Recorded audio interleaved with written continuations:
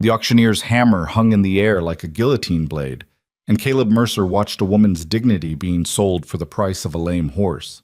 She stood on that platform with her swollen belly and trembling daughter, eyes fixed on some distant horizon only she could see, while the town that claimed to be civilized turned their backs and counted their coins. In that single burning moment, Caleb made a choice that would shatter every comfortable lie the West had ever told itself about mercy, honor, and what it truly means to be human. Stay with me until the very end of this story, because what happened next didn't just shock the town. It changed the definition of redemption itself. And when you reach the final moment, hit that like button and drop a comment with your city name so I can see just how far this truth has traveled. The dust never settled in Salvation Creek. It hung in the air like judgment itself, coating everything in the same tired shade of brown: the buildings, the horses, the people. Especially the people. Caleb Mercer had learned that particular truth the hard way, watching 3 years of his life turn to dust right along with his cattle, his crops, and finally his wife's grave marker that he could barely afford to carve her name into. He hadn't meant to come to town that day. Hell, he hadn't meant to come to town at all anymore. The ranch, what was left of it, sat 12 miles northeast, far enough that he could pretend civilization didn't exist, close enough that the silence sometimes felt like drowning. But the well pump had finally given up its ghost, and even a man intent on disappearing still needed water. The mercantile was his only stop. Get the parts, get out, get back to the nothing that passed for his life now. Simple, clean. No human contact beyond the transaction. But Salvation Creek had other plans. The crowd had gathered in the town square like iron filings to a magnet, that particular kind of gathering that pretended to be accidental, but was anything but. Caleb recognized the shape of it immediately. He'd seen it before, back when the town had gathered to discuss whether the Henderson family should be run out for harboring their half-Comanche grandson. The righteous cruelty of good people was always the worst kind. He should have walked past, should have kept his head down, collected his pump parts, and left these people to whatever fresh hell they were creating for themselves. Should have remembered that getting involved in other people's nightmares was how you ended up with nightmares of your own. Instead, he heard the auctioneer's voice cut through the afternoon heat like a rusty saw.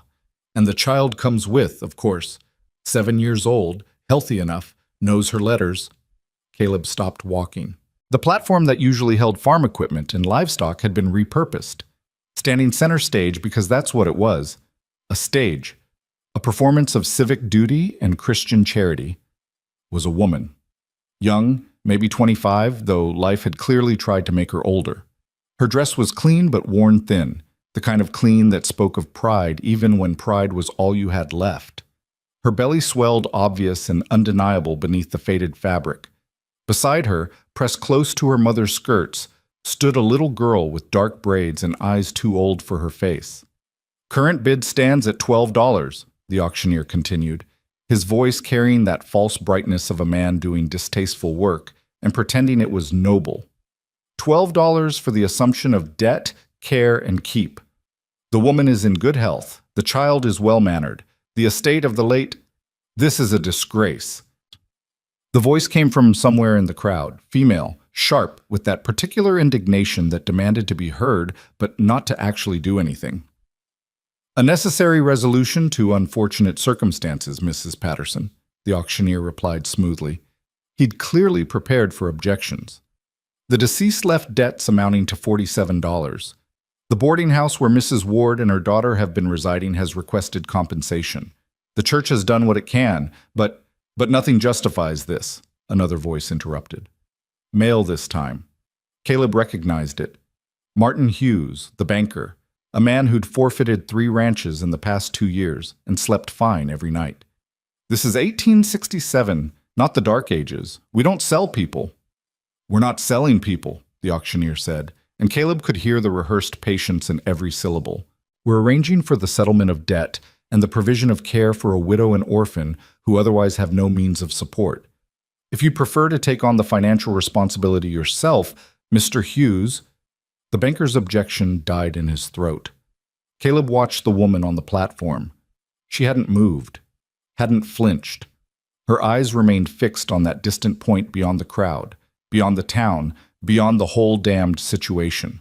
The little girl, though, she was looking at the faces below, searching them, looking for one that might hold something other than pity or disgust or that worst of all human expressions, uncomfortable relief that this wasn't happening to them.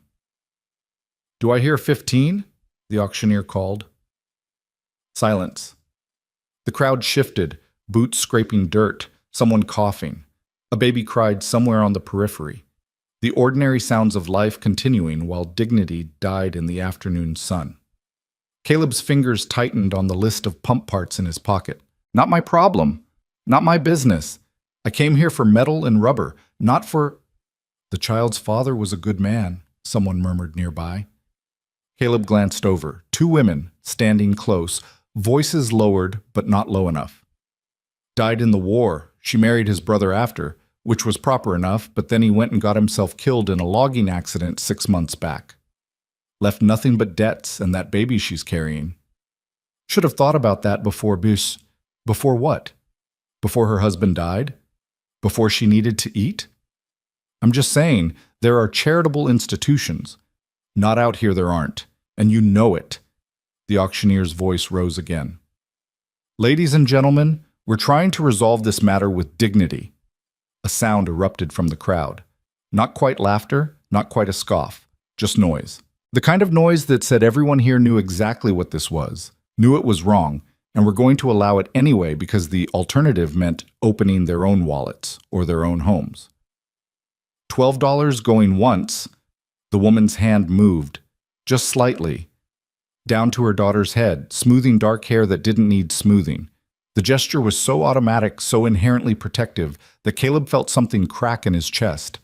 Some piece of scar tissue that had been holding together for 3 years suddenly giving way. He thought of Sarah, of the baby they'd lost, of the second baby that had taken Sarah with it, of standing alone in a cemetery while the same goddamn town that was now averting its eyes had murmured the same goddamn platitudes about necessary circumstances and unfortunate situations. Going twice? The little girl's eyes found his, direct, unflinching, 7 years old and already learning that the world was a place that watched you drown and called it mercy. Caleb's mouth opened. The words came out before his brain could stop them. $100. The silence that followed was absolute. Even the baby stopped crying. Every head turned. The auctioneer actually took a step back, hammer forgotten mid-swing. Caleb walked forward. The crowd parted like he was carrying plague, which maybe he was. The plague of actually doing something instead of just talking about how terrible it was that something needed to be done. "I said $100. His voice sounded strange to his own ears. He'd barely spoken to another human being in months. Rusty, rough, but loud enough. "That enough to settle the debt and whatever else needs settling?" The auctioneer's face cycled through several expressions, landing on cautious relief. "Sir, that's more than generous, but this is a serious commitment. You understand you'd be taking responsibility for— I understand I'm buying my way out of watching this continue." Caleb pulled the money from his pocket. Not his money, really, the emergency fund Sarah had insisted they keep.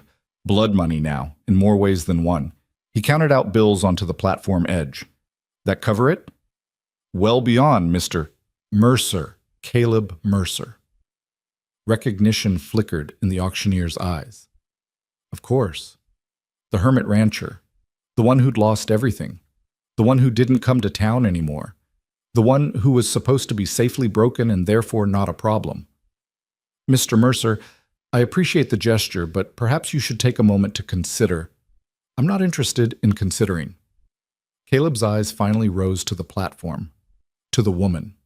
She was looking at him now, really looking, and what he saw in her face wasn't gratitude. It was calculation, assessment. The look of someone trying to determine if she'd just been moved from one cage to another.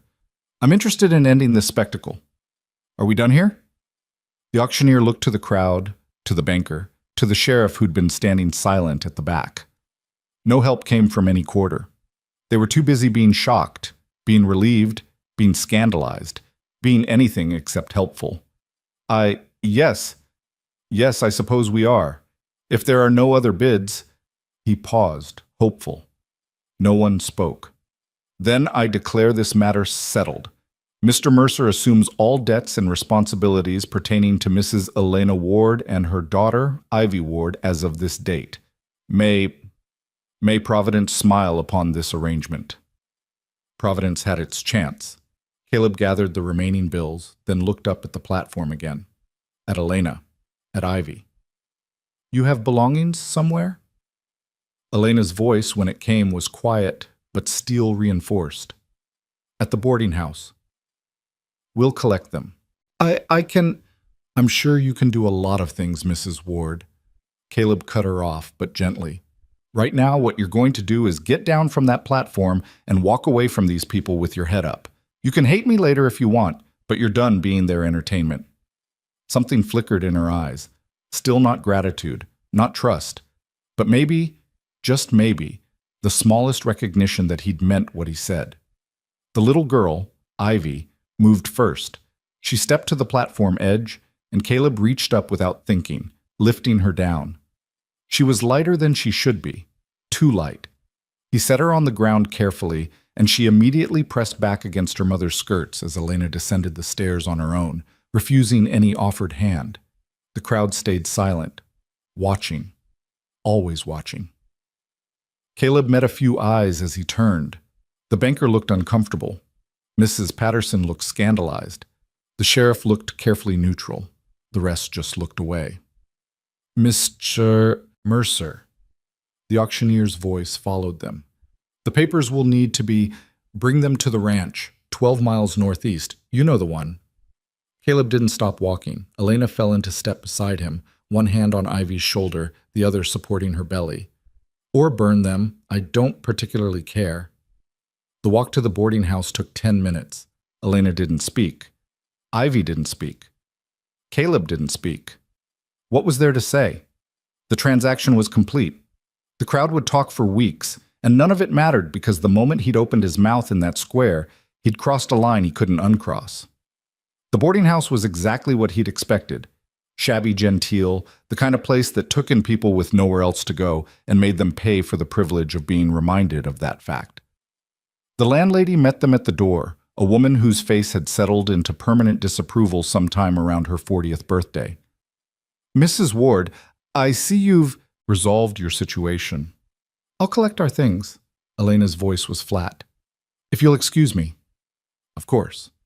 The landlady stepped aside, but her eyes went to Caleb. Mr. Mercer, isn't it? I knew your wife, sweet girl, such a tragedy. Yes. He didn't elaborate, didn't explain, didn't justify. Just stood in the doorway and waited. Elena returned within minutes. 2 carpet bags, worn but serviceable. A small bundle wrapped in cloth. That was it. That was everything they owned in the world. A woman, a child, a coming baby, and 3 pieces of luggage. I'll carry those, Caleb said. I'm capable. I know you are. I'm carrying them anyway. Elena studied him for a long moment, then handed over the bags. Thank you, Mrs. Brennan, she said to the landlady, and Caleb heard the effort it took to keep her voice civil. For your hospitality. Yes, well. Mrs. Brennan's discomfort was palpable. I hope this arrangement works out for you. The words hung in the air, heavy with implication. I hope you know what you're doing. I hope you don't regret this. I hope you're not making the mistake everyone thinks you're making. Caleb turned without responding and headed for his wagon. It was parked behind the mercantile, the bed already loaded with the pump parts he'd come for. He set the carpet bags beside them, then helped Ivy up onto the bench seat. Elena climbed up on her own, her movements careful, protective of the life she carried. He took the reins, clicked his tongue. The horses moved forward.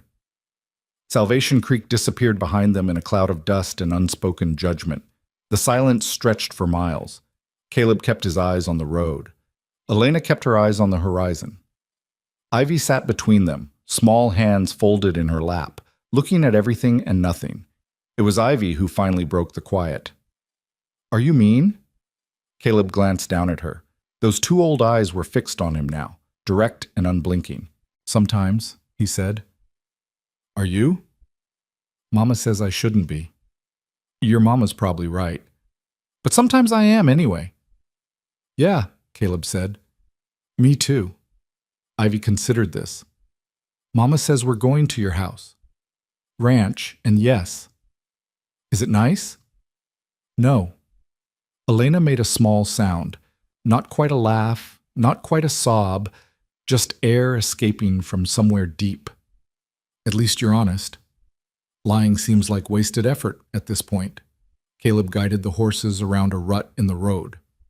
The house is standing. The roof doesn't leak much. There's a well, a barn, some land. It's not nice, but it's shelter. And in exchange, Elena's voice was careful. What exactly are you expecting in exchange, Mr. Mercer? The question he'd been waiting for, the question she had every right to ask. Nothing you're thinking, he said. I need a housekeeper about as much as I need a third boot. I eat once a day, I sleep in the barn most nights anyway, and I don't have company, ever. As for the other, he kept his eyes on the road, kept his voice level. I'm not interested. Not in you, not in anyone. That part of my life is done. People say things. People say a lot of things. Most of it's noise. He did look at her then, just briefly. You want to know what I'm expecting? I'm expecting you'll heal up, have that baby, get your feet under you, and leave as soon as you're able. I'm expecting you'll hate the isolation and the work and the fact that I'm not good company. I'm expecting this arrangement to last maybe 3 months, probably less, and then you'll move on to somewhere better. Anywhere's better than an auction block, and anywhere's better than my ranch. Elena stared at him. Then why? Because I could. The words came out harsher than he'd intended. Because everyone else in that square had the same $100 in their pockets or their banks, and they chose to watch instead. Because I'm tired of watching. Because... He stopped, started again. Because my wife's name was Sarah, and she died 2 years ago giving birth to a son who died with her. And I stood in front of a different crowd while they said different words that meant the same damn thing. That sometimes people die and it's tragic, but it's also just life. And we all move on and forget and pretend we did something noble by witnessing. The silence that followed was different. Heavier, true. I'm sorry, Elena said quietly. For your loss. Yeah, me too. Caleb's hands tightened on the reins. I'm not telling you this for sympathy. I'm telling you so you understand. I'm not saving you. I'm not rescuing you. I'm not your hero or your husband or your anything. I'm a man who had money in his pocket and got tired of being a coward. That's all this is. That's not nothing, Elena said. It's not much either. Ivy's small voice piped up again. I think it's something. Caleb looked down at her. She was still watching him with those serious eyes, and for the first time he saw something in them besides calculation. Something almost like hope, which was the most dangerous thing of all. We'll see, he said. The ranch appeared as the sun started its descent toward the horizon. Caleb saw it through Elena's eyes and hated what he saw. The sagging fence, the overgrown yard, the house that needed paint, and probably needed prayer. The barn was in better shape, ironically, since that's where he spent most of his time, but the house... I know it's not... It has walls and a roof, Elena interrupted. That's more than we had this morning. He pulled the wagon up to the house and climbed down, then helped Ivy to the ground. Elena descended on her own again, that same careful independence. Caleb grabbed the carpetbags and the bundle, then kicked open the front door. It stuck. It always stuck. Inside was worse than outside. Dust covered everything. Cobwebs hung in corners. The furniture was spare and what existed was worn. He'd taken Sarah's things, her curtains, her quilts, her little touches that had made the place a home, and packed them away in the attic, because looking at them had been like swallowing glass. I'll sleep in the barn, he said into the silence. House is yours, all of it. There's a bedroom through there. He gestured to the door on the left. And a smaller room there for the girl. Kitchen's functional if you're not particular. Pantry's got some basics. Well's out back. Elena set her hand on the back of the single chair at the kitchen table, her fingers tracing the dusty wood. You're giving us your house. I'm giving you shelter. Not the same thing. Where will you sit? Barn's got a room. It's where I sleep most nights anyway. He set the bags down. I'll bring in some firewood. Nights get cold even in summer. You'll want to... Mr. Mercer. Elena turned to face him fully. Why are you doing this? I already told you, but no, not why you bought us. Why you're doing this. Giving us the house. Asking for nothing. Expecting us to leave. Why? Caleb looked at her, really looked at her, and saw a woman trying to find the catch, the trap, the hidden price, because there was always a price. Life had taught her that, the same way it had taught him. Because I can't stand to take anything else from anyone, he said. I already took everything from Sarah, her life, her dreams, her future. I'm not taking from you too. You need a place to land, I've got one. You need time to figure out what's next. Take it. But I'm not adding to your debts, Mrs. Ward. You don't owe me. Not affection, not service, not anything. The only thing I'm expecting is for you to survive. Everything else is your choice. Her eyes searched his face, looking for the lie. He let her look. There was nothing to hide anymore. You couldn't hide from someone when you'd already shown them the worst version of yourself standing in a town square buying human beings. Okay, she said finally. Okay. Okay. Ivy had wandered to the window and was looking out at the vast expanse of scrubland and sky. There's nothing here, she said, not accusingly, just observing. No, Caleb agreed. There's not. I like it. Elena made that sound again, almost laugh, almost sob. Ivy, it's quiet, the little girl continued. In town, everybody's always talking, always looking, always... She paused, searching for the word. Always there. Here there's nobody. Just us, Caleb said. Just us, Ivy repeated, and smiled. It was the first smile he'd seen from either of them, small, fragile, but real. It made her look like the 7-year-old she was instead of the old soul she'd been forced to become. I'll get that firewood, Caleb said, and escaped to the barn before anyone could say anything else that might crack open the careful numbness he'd built around himself. The barn was his sanctuary, his punishment, his penance. He'd built it with his own hands in those first hopeful years, when Sarah was alive and they'd talked about cattle and horses and children who would grow up running through these fields. Now it housed ghosts and one aging gelding who'd been too old to sell and too loyal to abandon. He loaded his arms with split wood and carried it back to the house. Elena had opened the windows. Fresh air was chasing out 3 years of stale grief. She'd found a broom somewhere, probably brought it herself, and was sweeping the kitchen floor while Ivy explored the bedrooms. There's a pump in the kitchen, Caleb said, setting the wood by the fireplace. Water's clean. Outhouse is behind the barn. It needs some maintenance, but it functions. I'll work on that tomorrow. You don't have to. I have to do something with my time. Might as well be useful. He straightened, brushed bark from his shirt. I'll leave you to settle in. If you need anything, I'll be... In the barn. Elena leaned on the broom. You've said. Right. Mr. Mercer? She waited until he looked at her. Thank you. I know you said you're not saving us, but... Thank you anyway. He nodded. Words felt stuck somewhere between his chest and his throat. He left before he had to find them. The sun was fully down by the time he reached the barn. The gelding, General, named by Sarah in a fit of romantic nostalgia, nickered a greeting. Caleb fed him, checked his water, then climbed the ladder to the loft where he'd made his sleeping space. A bedroll, a lantern, a box of books he never read anymore. Everything a man needed to exist without living. Through the loft's small window, he could see the house. Light glowed in the kitchen window, then in the bedroom window. Then the smaller room where Ivy would sleep. Life returning to spaces that had been dead for so long. He'd meant what he'd said. He expected them to leave, expected Elena to realize that isolation and a broken rancher were not an improvement over town judgment, expected her to find a better situation, a better life, a better everything. But for tonight, for this moment, there was light in his dead house. There was a child's laugh drifting across the yard as Ivy discovered something, a doll maybe, left behind from before. There was the sound of life.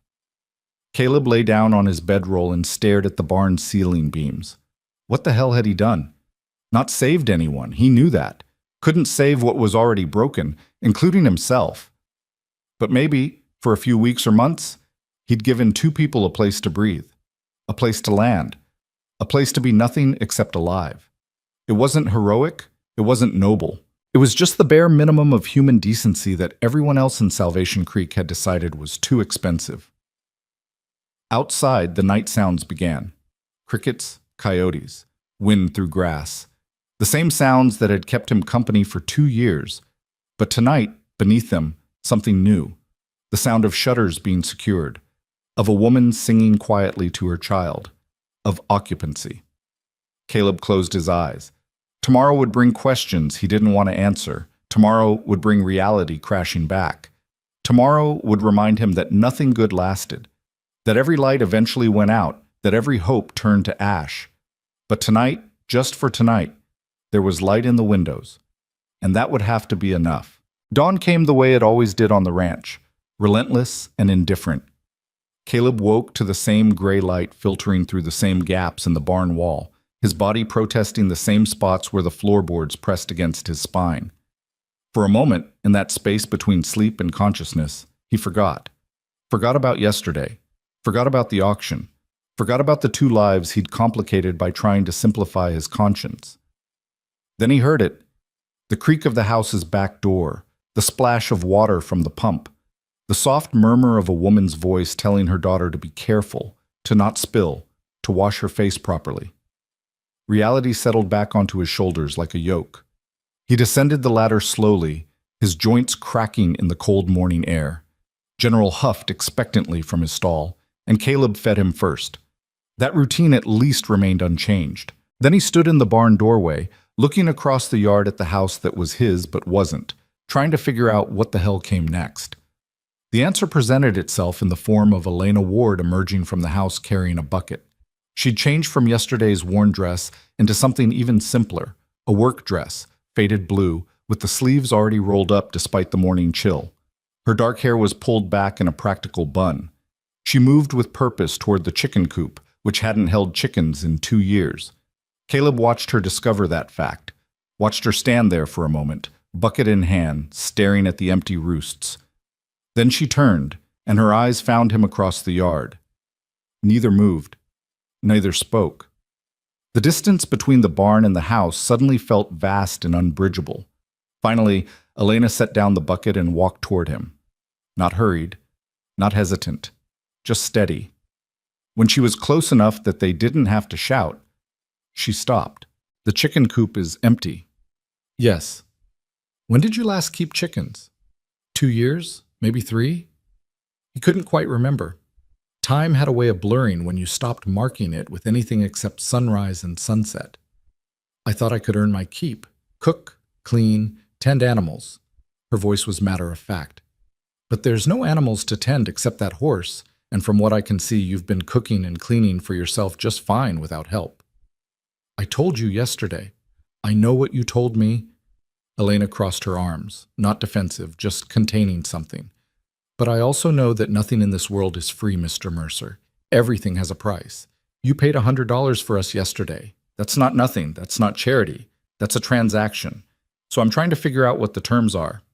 Caleb looked at her, really looked at her in the morning light, at the shadows under her eyes that spoke of a sleepless night, at the way she held herself straight back despite the weight she carried, both in her belly and on her shoulders, at the fierce, tired determination in every line of her body.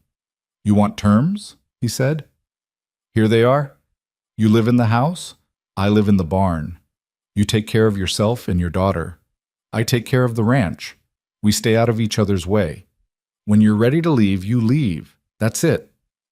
That's all there is, Mrs. Ward. He turned back toward the barn. I'm not interested in complicating this. It's already complicated.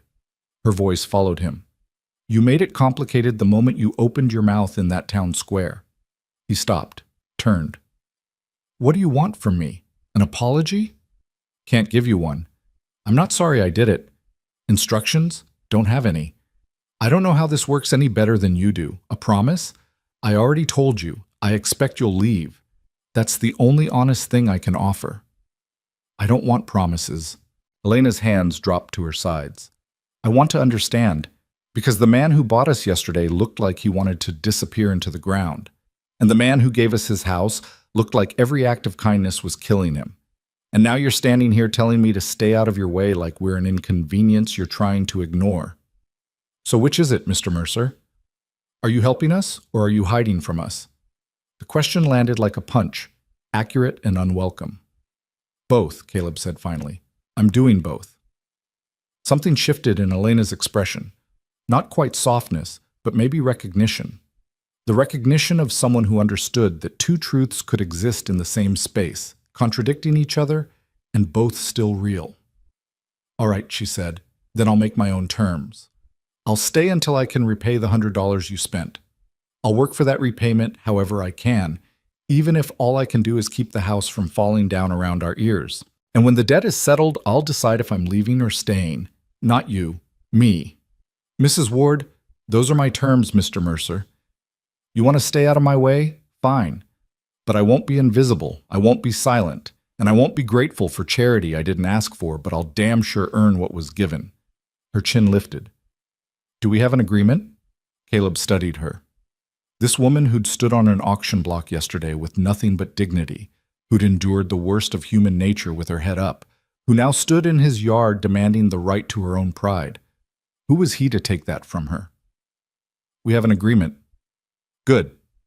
Elena nodded once, sharp and final. Then she turned and walked back to the house, leaving Caleb standing in the barn doorway, wondering if he'd just won or lost something he couldn't name. The days that followed established a rhythm that felt less like living together and more like orbiting. Caleb rose with the sun, worked the land that stubbornly refused to yield much beyond scrub grass and regret, and returned to the barn when the light failed. Elena kept to the house, making it function through sheer force of will. They passed each other in the yard, at the well, in the spaces between. They nodded. Sometimes they spoke. Practical things. Necessary things. The weather. The well pump that still needed fixing. Whether Ivy could feed General an apple. Never anything more. Ivy existed in the spaces between her mother's fierce independence and Caleb's careful distance. She appeared and disappeared like a ghost, always watching, rarely speaking. Caleb would find her sitting on the corral fence, observing as he worked. Would catch her shadow following him to the barn. Would hear her small voice asking questions that seemed simple but weren't. Why don't you live in the house? Why doesn't General have friends? Why is the sky bigger here? He answered, when he could, because your mother needs space. Because I only kept one horse. It's not bigger, you can just see more of it. She seemed to accept these answers, filing them away in whatever internal catalog she was building of how the world worked when it wasn't actively trying to harm you. 3 days in, Caleb came back from checking the fence line to find Elena on the roof of the house. He stopped short, heart jumping into his throat. She was 7 months pregnant, balanced on a slope of old shingles, a hammer in one hand and a mouthful of nails. As he watched, she pulled one out, positioned it, and drove it home with 3 solid strikes. What the hell are you doing? Elena didn't startle, didn't look down, just positioned another nail. You said the roof leaks. I said it doesn't leak much. It leaked on Ivy's bed last night, so I'm fixing it. Another 3 strikes, another nail seated. I found shingles in the barn. They looked unused, so I brought them up. You climbed a ladder while pregnant. I've done harder things while pregnant. She did look at him then, shading her eyes against the sun. I appreciate the concern, Mr. Mercer, but I'm fine. You fall from there, you won't be. Then I won't fall. Caleb stood there, frustration warring with something else.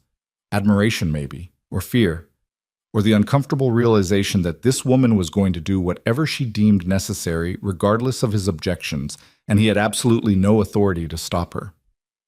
At least let me hold the ladder steady. The ladder's fine. Mrs. Ward, I said the ladder's fine, Mr. Mercer. Her voice was patient but immovable. Go back to whatever you were doing. I'll be down when I'm done. He wanted to argue, wanted to insist, wanted to do something other than stand helplessly in the yard while a pregnant woman risked her neck fixing his neglected roof. But he could see in the set of her shoulders, in the efficient way she moved, that this wasn't about the roof at all. This was about control, about agency, about doing something, anything, that proved she wasn't just a burden waiting to be carried. So he held the ladder anyway, standing there in stubborn silence until she'd replaced every damaged shingle she could reach. When she finally descended, moving carefully, he caught her elbow at the last step. "I can manage." "I know you can." He steadied her anyway. "But you don't have to." Elena looked at him, really looked at him, and for a moment something passed between them. Understanding, maybe. Or just the acknowledgement that they were both trying to survive this strange arrangement in the only ways they knew how. "Thank you," she said quietly, "for holding the ladder. Thank you for fixing the roof."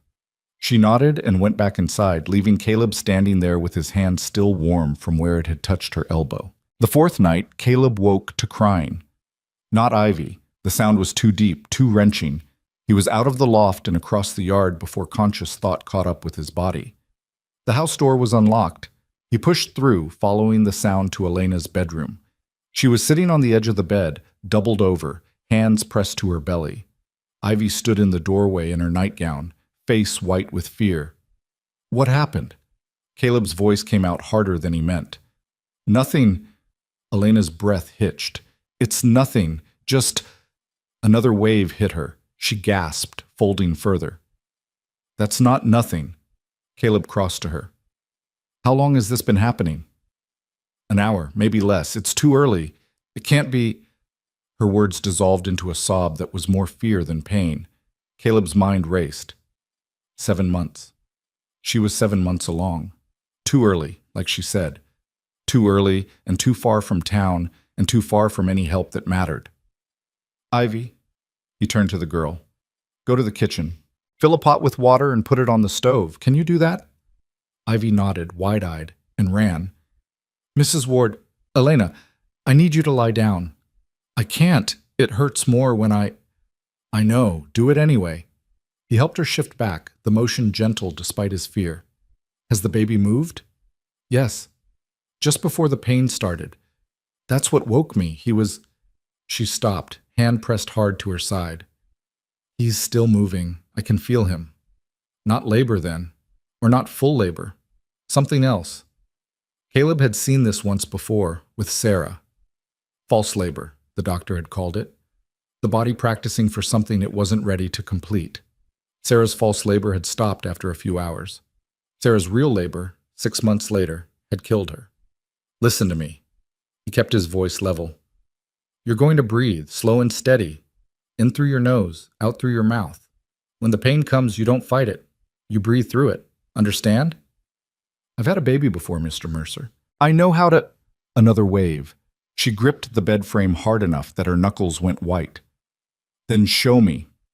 He pulled the quilt up over her legs. "Show me you can breathe through it." She did. Ragged at first, then steadier. In through her nose, out through her mouth. The wave passed. She sagged against the pillow, sweat beading her forehead. "How far to town?" she asked. 2 hours by wagon? More at night." "Then we wait." "Elena, we wait." Her eyes met his, terrified but determined. "If it gets worse, if something changes, then we go. But right now we wait. I won't risk the roads in the dark unless I have to." Caleb wanted to argue, wanted to hitch up the wagon anyway, consequences be damned. But he could see the calculation in her eyes. The same calculation he'd make. Risk the rough roads and maybe bring on the very crisis they were trying to avoid, or stay put and hope the body sorted itself out. "All right," he said, "we wait. But I'm staying. Mr. Mercer, I'm staying." He grabbed the chair from the corner and positioned it beside the bed. "You don't have to talk to me. You don't have to acknowledge me. But I'm not leaving you alone with this." For a moment he thought she'd argue, thought she'd send him back to the barn with that same fierce independence. Instead, she just nodded, exhausted, and closed her eyes. Ivy appeared in the doorway with a wet cloth she'd clearly prepared without being asked. Caleb took it and pressed it to Elena's forehead. The girl climbed onto the foot of the bed, small and silent, and curled up there like a sentinel. The hours crawled past. The contractions came and went, never regular, never progressing into anything more dire.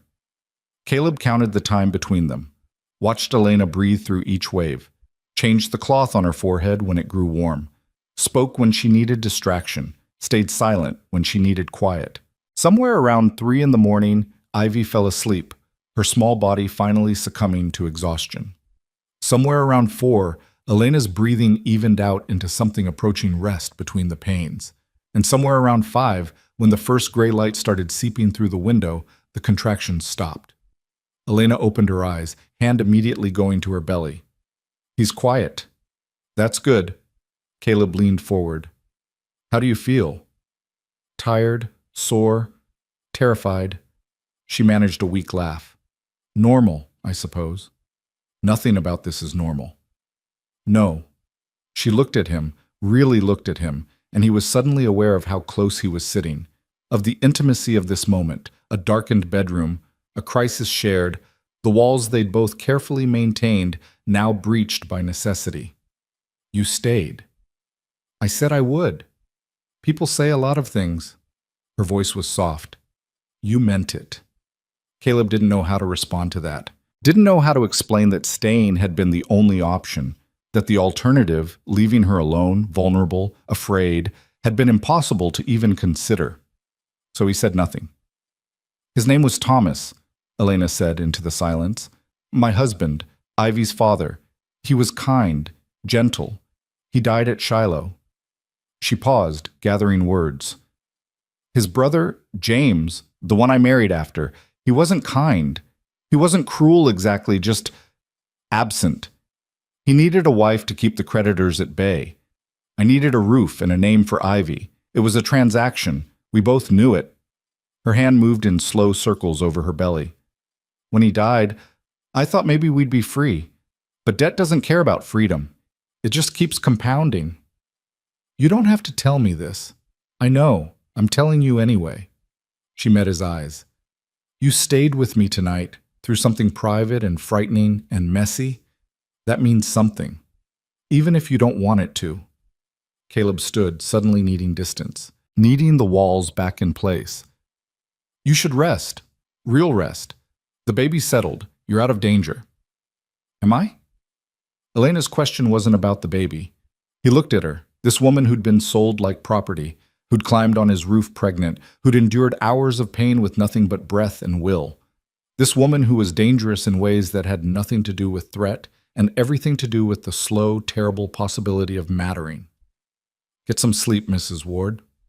He left before she could say anything else, before Ivy could wake and see him there, before the sunrise could illuminate exactly how far he'd strayed from the careful distance he'd promised himself.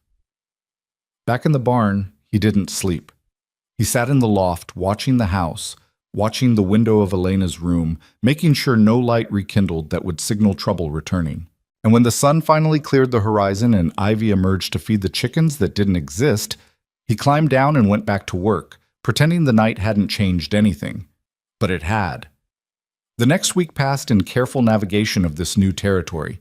Elena recovered slowly, staying in the house more, resting when her body demanded it.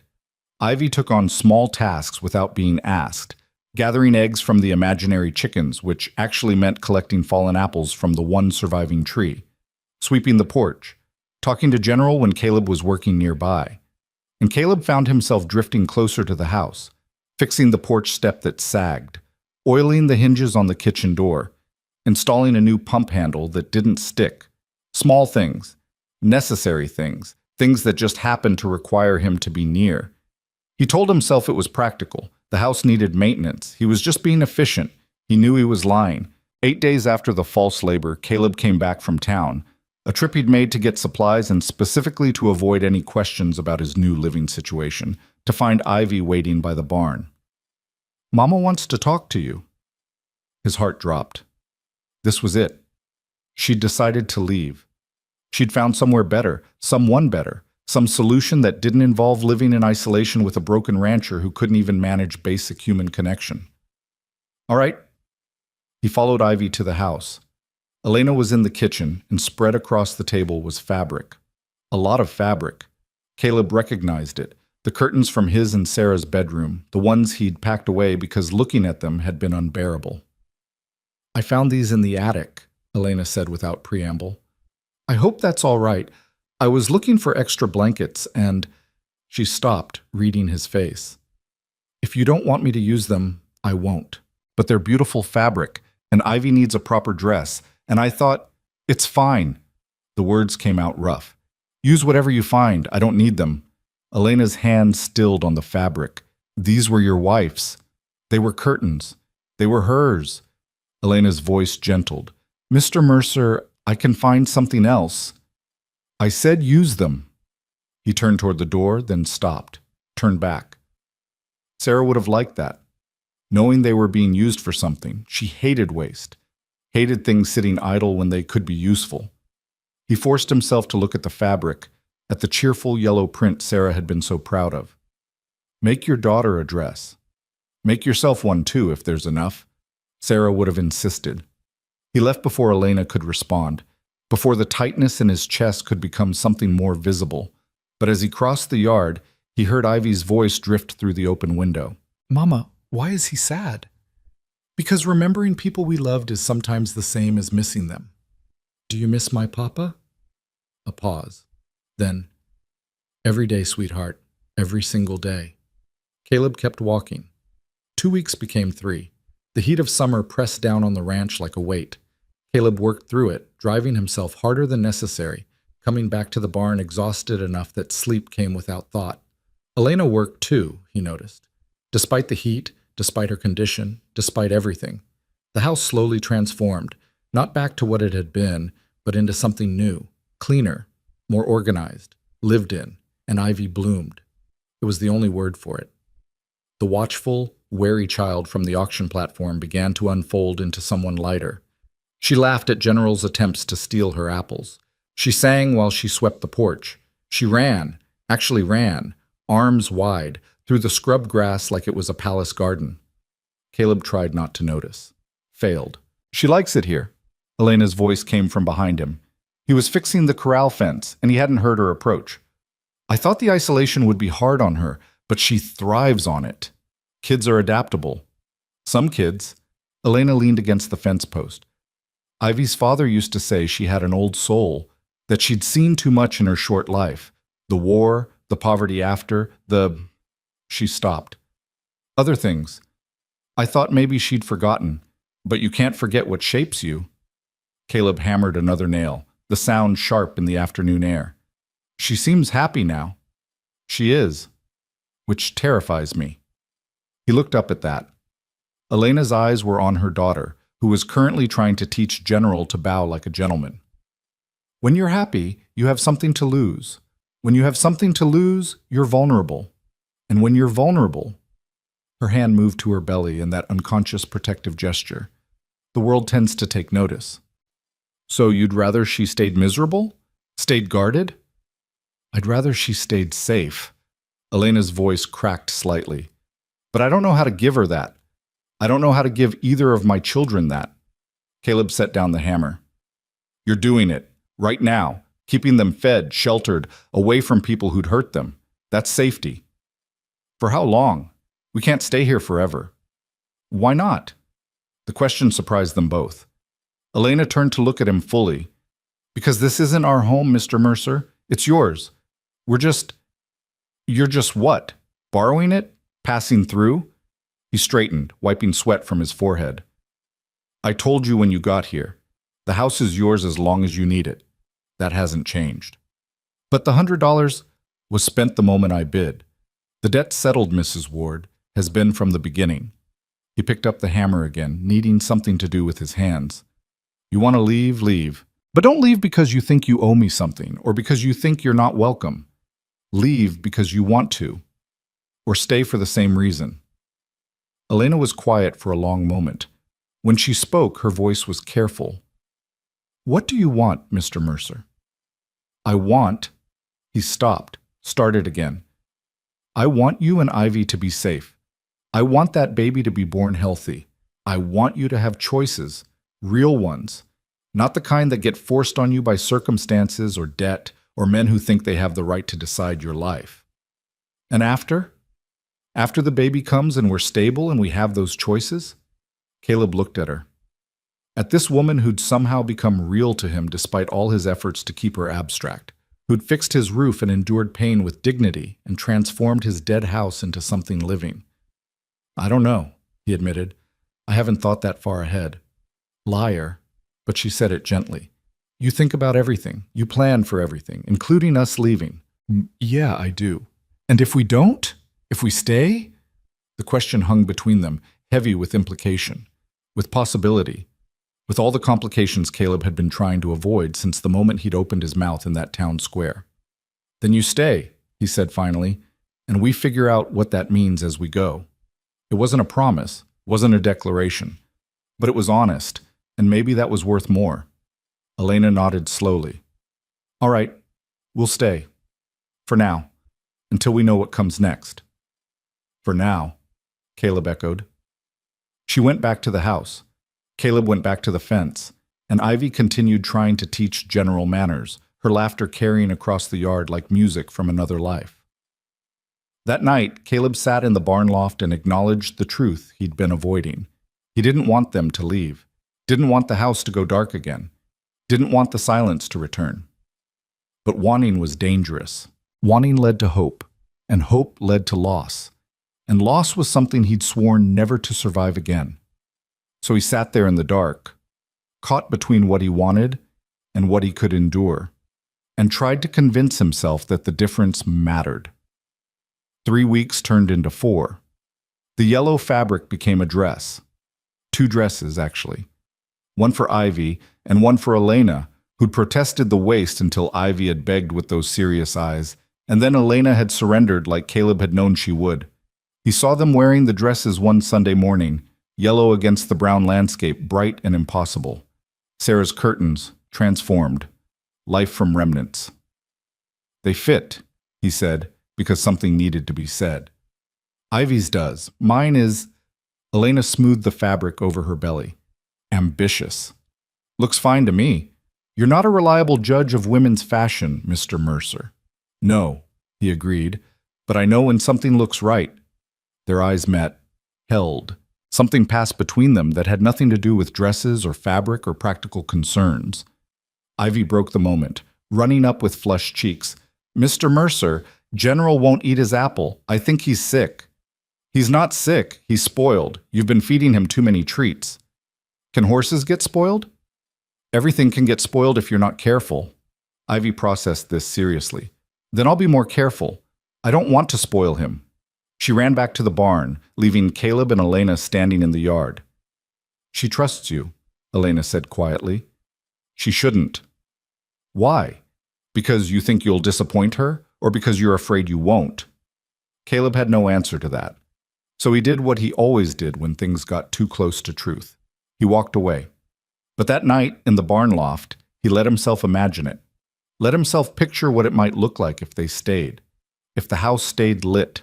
If Ivy kept laughing and Elena kept transforming his spaces, and the baby was born healthy, and time kept moving forward instead of staying frozen in that moment when Sarah died. It was a dangerous imagination. A foolish one.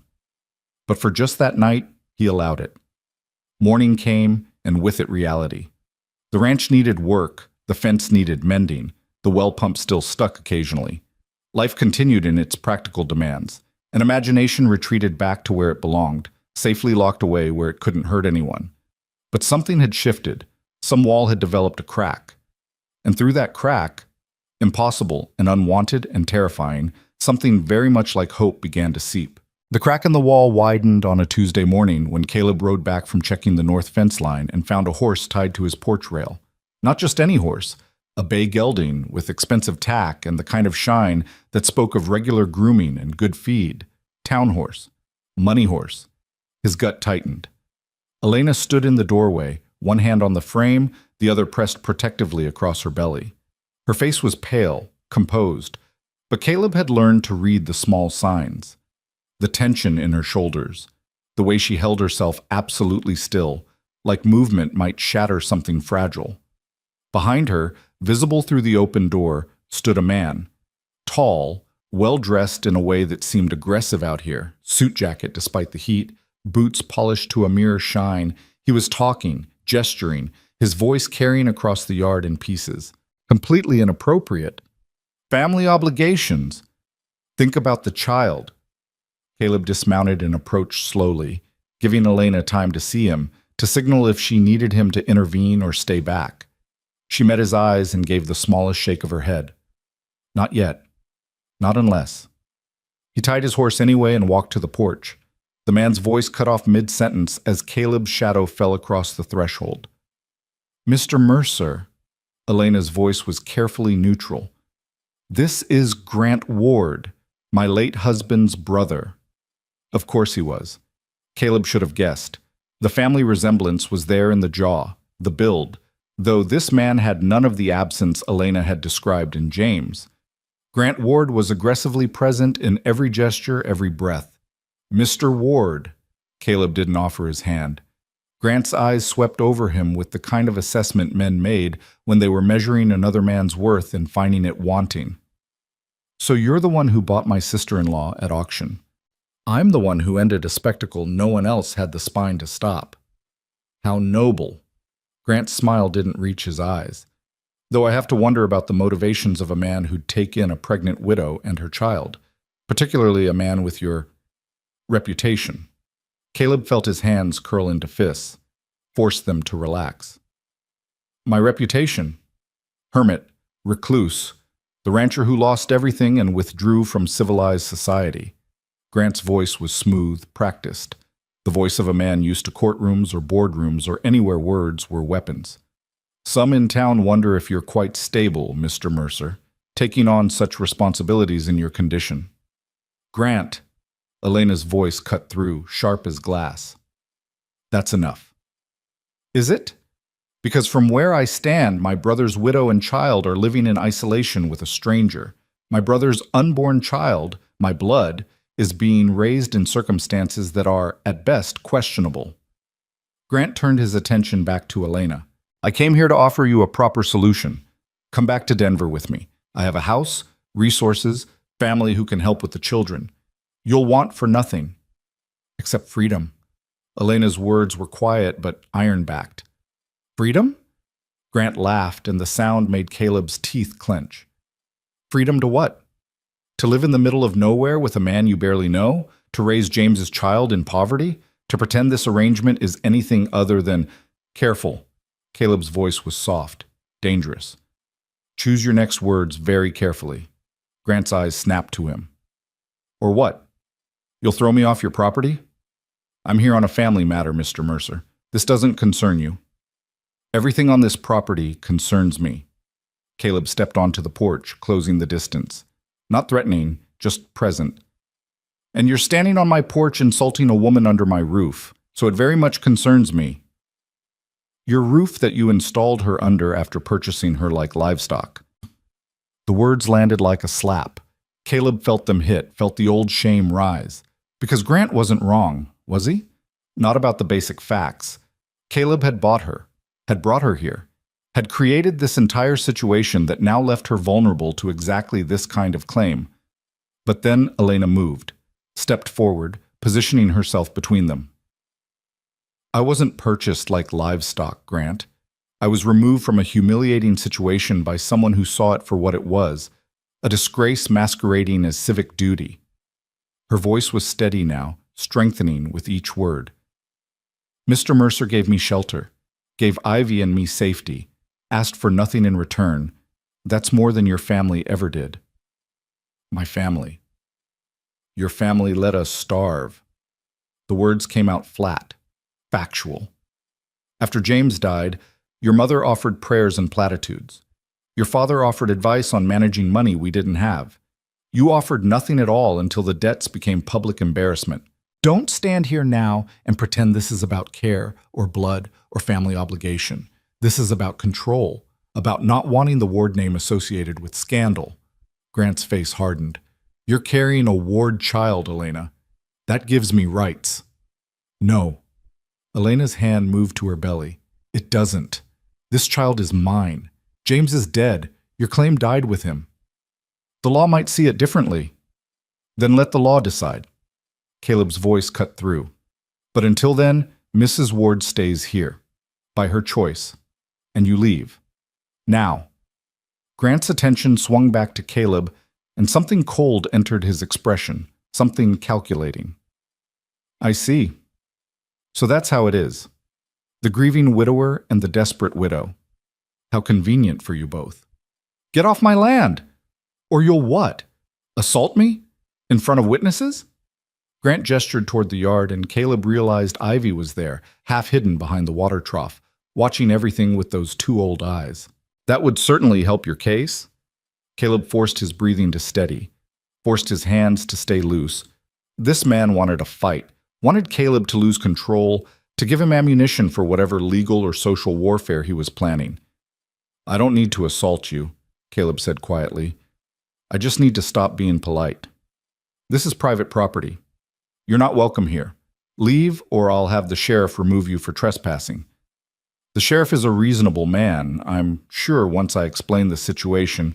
The sheriff is a man who will uphold property rights. Caleb met Grant's eyes. And this property is mine. These people are under my protection. You want to contest that legally? Go ahead. But you'll do it from town, not from my porch.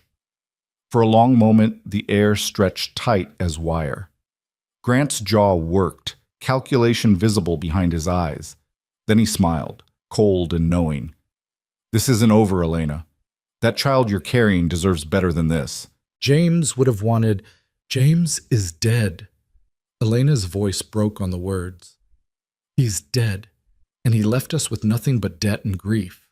You want to honor his memory? Then respect his widow's choices. But you won't, because this was never about James. It was never about me or Ivy or this baby. It's about your pride, about not having a ward raised in circumstances you deem beneath you. You think you're safe here? Grant's voice dropped, intimate and poisonous. You think this man will protect you when the novelty wears off? When the town's judgment gets too heavy? When you become more trouble than you're worth? He looked at Caleb. Men like you don't save people, Mr. Mercer.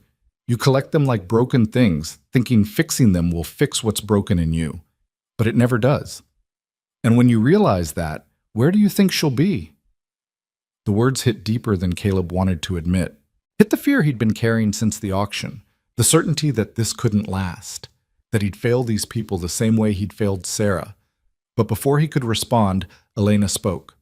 Mr. Mercer isn't trying to fix anything. He's just trying to live with basic human decency. You should try it sometime. She turned to Grant fully. I'm not coming to Denver. I'm not subjecting my children to your version of family. I'm staying here, where I'm respected and safe and free to make my own choices. If you try to take that from me, I'll fight you. And I promise you, Grant, I've survived worse than your disapproval. Grant's face went through several expressions before settling on cold dismissal. We'll see how long your defiance lasts. Winter's coming. This ranch is barely functional. When the money runs out and the isolation crushes you, don't expect me to offer this opportunity again. He strode off the porch, untied his horse with sharp, angry movements, and swung into the saddle. For a moment he sat there, looking down at them. You're making a mistake, Elena. Both of you. Then he spurred his horse and rode away, dust rising behind him like a parting curse. The silence he left behind was enormous. Caleb watched until Grant disappeared from sight, then turned to Elena. She was shaking, he realized. Not visibly, she held herself too still for that, but he could see it in the white of her knuckles where she gripped the doorframe, in the careful control of her breathing. Are you? I'm fine. She pushed away from the door, moved into the house. Caleb followed. She made it to the kitchen table before her legs gave out, and she sat heavily, hands pressed flat to the scarred wood. Ivy appeared in the doorway, uncertain. Mama? Elena's face transformed. All the steel, all the control shifted into something gentle. I'm all right, sweetheart. Just needed to sit down. Why don't you go check on General? I think he was looking lonely. Ivy hesitated, clearly wanting to stay, to help somehow. But she nodded and slipped back outside, leaving them alone. He'll come back. Elena's voice was hollow. Or he'll send lawyers. Or he'll go to the sheriff with claims about my fitness as a mother. He won't just let this go. Caleb pulled out the other chair and sat. Let him come. Let him send whoever he wants. The law's on your side. You're the mother. He's got no legal claim. The law's flexible when you have money and influence. Elena looked at him, and her eyes were older than they should be. Grant has both. He sits on boards in Denver, knows judges, politicians. If he decides to make this ugly, he can. Then we'll get ugly right back. You don't understand. Her hands moved restlessly on the table. Men like Grant don't lose. They have resources, patience, connections. They wait until you're vulnerable and then they strike. And her voice caught. I'm so tired of being vulnerable, Mr. Mercer. So tired of waiting for the next disaster. Caleb reached across the table, stopped, pulled his hand back. Reaching for her felt like crossing another line, and there were already too many lines blurring. Listen to me, he said instead. I don't have money, don't have influence. But I have this land, and on this land, my word counts for something. You said you're staying, so you stay. And anyone who has a problem with that goes through me first. That's not your fight. Yes, it is. The words came out harder than he meant. It became my fight the moment I opened my mouth in that town square. Maybe before that. Maybe the moment I saw what was happening and didn't walk away. He leaned forward. You think I don't know what people say about me? That I'm broken? Unstable? That I've got no business taking on anyone else's troubles when I can barely manage my own? He saw recognition in her eyes. Grant had echoed those same words. They're probably right. But here's what I know for certain. You're not a trouble, Elena. Neither is Ivy. Neither is that baby. And anyone who comes here trying to claim otherwise will find out exactly how unstable I can be. A sound escaped her. Not quite a laugh. Not quite a sob. You shouldn't make promises like that. I'm not promising. I'm stating fact. He stood, needing movement. Grant wants a fight. He'll get one. But it won't be the fight he expects. Because he's calculating based on shame and scandal and the assumption that I care what Salvation Creek thinks of me. Caleb moved to the window, looking out at his land. His broken, stubborn, impossible land. I don't. I stopped caring about that 2 years ago when this town showed me exactly what its concern was worth. Elena was quiet for a moment. When she spoke, her voice was small. What if he's right?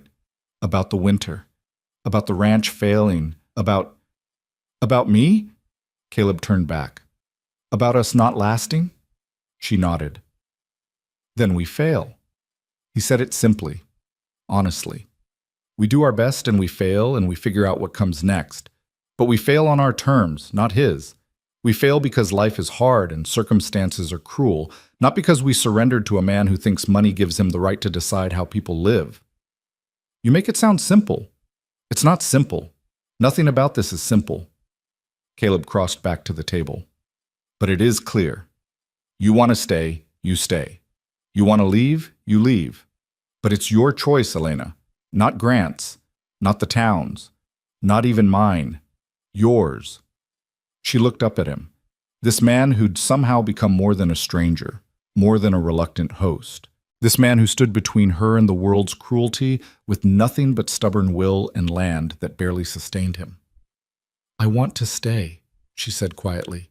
Even knowing what's coming, even knowing it might all fall apart. I want to stay. Then you stay. The decision hung between them, simple and terrifying. Outside, Ivy's voice drifted through the window, talking to General in that serious way she had, explaining about the man who'd come and gone and why Mama was upset, but it was going to be okay. Caleb hoped the girl was right. The days after Grant's visit felt different, heavier, like waiting for a storm you could feel in your bones but couldn't see on the horizon. Caleb caught himself scanning the road more often, listening for approaching horses. Elena moved through the house with that same careful control, but he could see the tension in every gesture. Ivy felt it too. She stayed closer to the house, her brief blooming into carefree childhood contracting back toward wariness. 4 days after Grant left, the sheriff arrived. Caleb was working the well pump. The damn thing had finally given up completely when he saw the dust rising from the road. One rider. Unhurried. When the figure resolved into Sheriff Tom Morrison, Caleb set down his tools and waited. Morrison was a fair man, as far as such things went. He'd been the one to tell Caleb about Sarah's death when it happened, had stood silent at the grave, had left him alone when alone was what Caleb needed. Now he dismounted carefully, like a man carrying an unpleasant duty. Caleb? Tom? Got a few minutes? Seems I do. Morrison glanced toward the house. Elena had appeared on the porch, Ivy beside her. Maybe we could talk private? Nothing you need to say can't be said in front of Mrs. Ward. It's her business we're discussing, I imagine. The sheriff's mouth tightened. Grant Ward came to see me, had some concerns. I bet he did. Said his sister-in-law and niece are living out here in questionable circumstances. Said the arrangement raises questions about propriety and the welfare of the child. Children, he corrected, nodding toward Elena's belly. And what do you think, Tom? Morrison took off his hat, turned it in his hands. I think Grant Ward is a man used to getting his way and doesn't much like being told no. I also think I've got a job to do, which includes making sure no one's being held against their will or in danger. Then ask her. Caleb gestured toward the porch. Ask Mrs. Ward if she's here against her will. They walked to the house together. Elena stood straight, meeting the sheriff's eyes without flinching. Mrs. Ward, Morrison's voice was respectful. I need to ask you some questions. You understand it's just my job. I understand. Are you staying here of your own free will? Yes. Has Mr. Mercer made any demands of you? Any requirements for your continued residence? Elena's expression didn't change. Mr. Mercer has asked nothing of me except that I take care of myself and my daughter. He's given us shelter, space, and respect. Nothing more, nothing less. And you feel safe here? Safer than I've felt anywhere in 2 years, Sheriff. Morrison absorbed this, then turned to Ivy. And you, miss? How are you finding life on the ranch? Ivy looked at her mother, who nodded permission. It's quiet. I like quiet. You're being treated well. Mr. Mercer lets me feed General apples, and he's teaching me about horses, and he fixed Mama's roof when it leaked. The words came out in a rush, defensive. He's not mean or scary. He's just sad sometimes. Morrison's eyebrows rose slightly. He looked at Caleb, something that might have been sympathy crossing his face. I see. Is that all, Sheriff? Elena's voice was polite but firm. Or did Grant have other accusations he'd like you to investigate? He's concerned about the coming winter, about whether this ranch can adequately provide. I've survived worse winters with less. Elena cut him off. I appreciate your concern, but as you can see, we're fine. We're fed, we're sheltered, and we're here by choice. If that's not sufficient for Grant Ward, perhaps he should examine why a woman would prefer isolation to his hospitality. Morrison nodded slowly. That's fair. He turned to Caleb. Grant also suggested that your state of mind might not be stable, that taking on this responsibility might be more than you can handle. Caleb felt his jaw tighten. My state of mind is my business. It is, right up until it affects others. Morrison held up a hand before Caleb could respond. I'm not saying I agree with him. I'm telling you what was said, and I'm telling you that he's not going to let this drop. He's already talking about custody claims, about the welfare of the unborn child. He's building a case, Caleb. Let him build. Don't be foolish. This isn't pride or stubbornness. This is about these people. Morrison gestured to Elena and Ivy. You want to protect them? Then be smart about it. Get ahead of this. Make the arrangement legal, proper. Document everything. Don't give him ammunition. What are you suggesting? Elena asked. Morrison looked uncomfortable. I'm suggesting that the situation as it stands leaves questions. Questions that a man like Grant Ward can exploit. If there was a more formal arrangement, something legally binding that established Mr. Mercer's role and your status, it would close those questions. The implication hung in the air. You're suggesting marriage. Elena's voice was flat. I'm suggesting protection. Legal protection. Morrison put his hat back on. Look, I don't care how people arrange their lives. Not my business. But I do care about keeping the peace and following the law. And the law, as it stands, gives Grant Ward avenues to pursue this. A formal arrangement would close those avenues. So we should marry to satisfy legal technicalities and Grant Ward's pride? Caleb's voice was sharp. I'm saying you should do whatever keeps these people safe. Morrison's eyes met his. You bought her out of a bad situation, Caleb. Good, but buying isn't protecting, not long term. You want to actually help? Then think past tomorrow.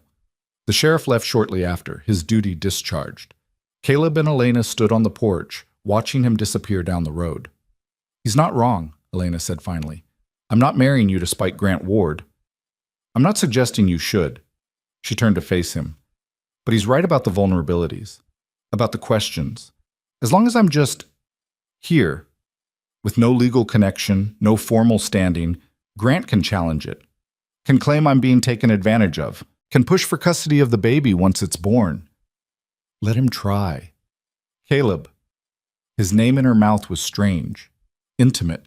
She'd been calling him Mr. Mercer for weeks. "Listen to what I'm saying. I don't want marriage. I don't want another arrangement based on necessity and convenience. I had that with James, and it was empty and awful. But I also don't want to lose my children, and if marrying you keeps them safe, then I'll do it. I'll stand in front of whoever needs to witness it and say whatever words need saying, but not for you, for them." "That's not—" Caleb stopped, started again. "You shouldn't have to make that choice." "But I do. That's the reality." Her hand moved to her belly. "Fair doesn't enter into it. Then we find another way." "What other way? Hope Grant gives up? Hope the law sides with a penniless widow over a wealthy, connected man?" She shook her head. "I've been hoping for better circumstances my entire adult life, Mr. Mercer. Hope doesn't feed children. It doesn't keep them safe. Action does. Difficult, uncomfortable action." Caleb looked at her. This woman who'd somehow become essential, who stood on his porch talking about marriage like a business transaction because the alternative was losing everything. The practical cruelty of it burned in his chest. "I won't do that to you," he said. "Won't trap you in another empty arrangement." "Then make it not empty." Elena's voice was quiet but steady. "Make it mean something. Not romance, not love, not any of that. Just partnership. Mutual protection. You guard my back, I'll guard yours. We face whatever comes together instead of separately. That's not marriage. Maybe it's better than marriage. Maybe it's actually honest." They stood there in the afternoon heat, the weight of impossible choices pressing down on both of them. Ivy was inside, singing softly to herself, unaware that her future was being negotiated on the porch. Somewhere in Elena's belly, another life waited, equally oblivious to the machinations of adults and law and pride. "I need to think," Caleb said. "Take your time." Elena moved toward the door, then paused. "But Caleb, don't take too long. Grant Ward isn't a patient man, and neither is Winter." She went inside, leaving him alone with the impossible. That night, Caleb didn't sleep. He sat in the barn loft, turning the problem over and over. Marriage as protection, marriage as legal shield, marriage as the only weapon they had against a man with resources and reach. Marriage as the thing he'd sworn never to attempt again.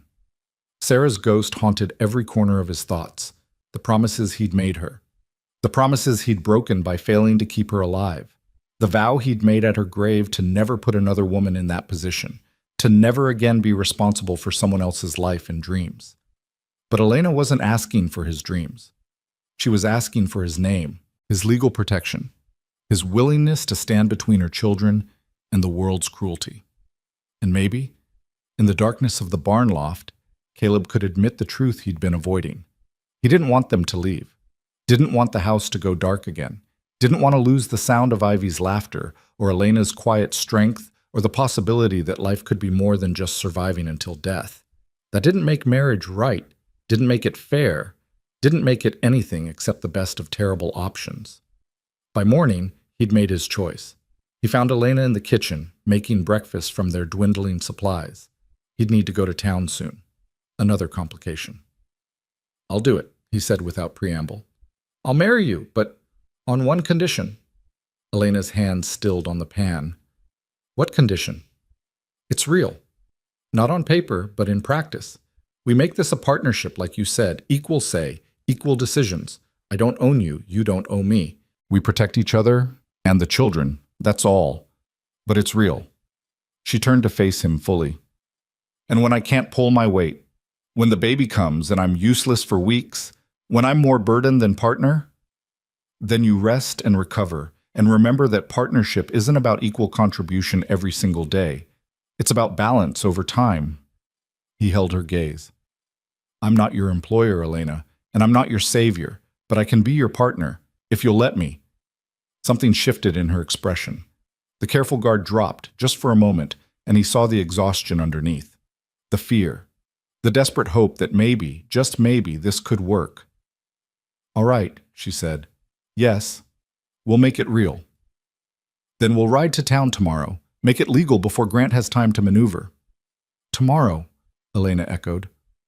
They stood there in the kitchen, two people agreeing to bind their lives together, not from love, but from necessity. Not from passion, but from the simple, stubborn refusal to let cruelty win. Outside, the sun climbed higher, indifferent to human concerns. Inside, Ivy appeared in the doorway, sleepy and rumpled. Mama, is everything okay? Elena crossed to her daughter, knelt with some difficulty, and smoothed back her hair. Everything's going to be fine, sweetheart. Mr. Mercer and I are going to make sure of it. Ivy looked between them, processing with that eerie childhood wisdom. Are you getting married? Yes, Caleb said before Elena could soften it.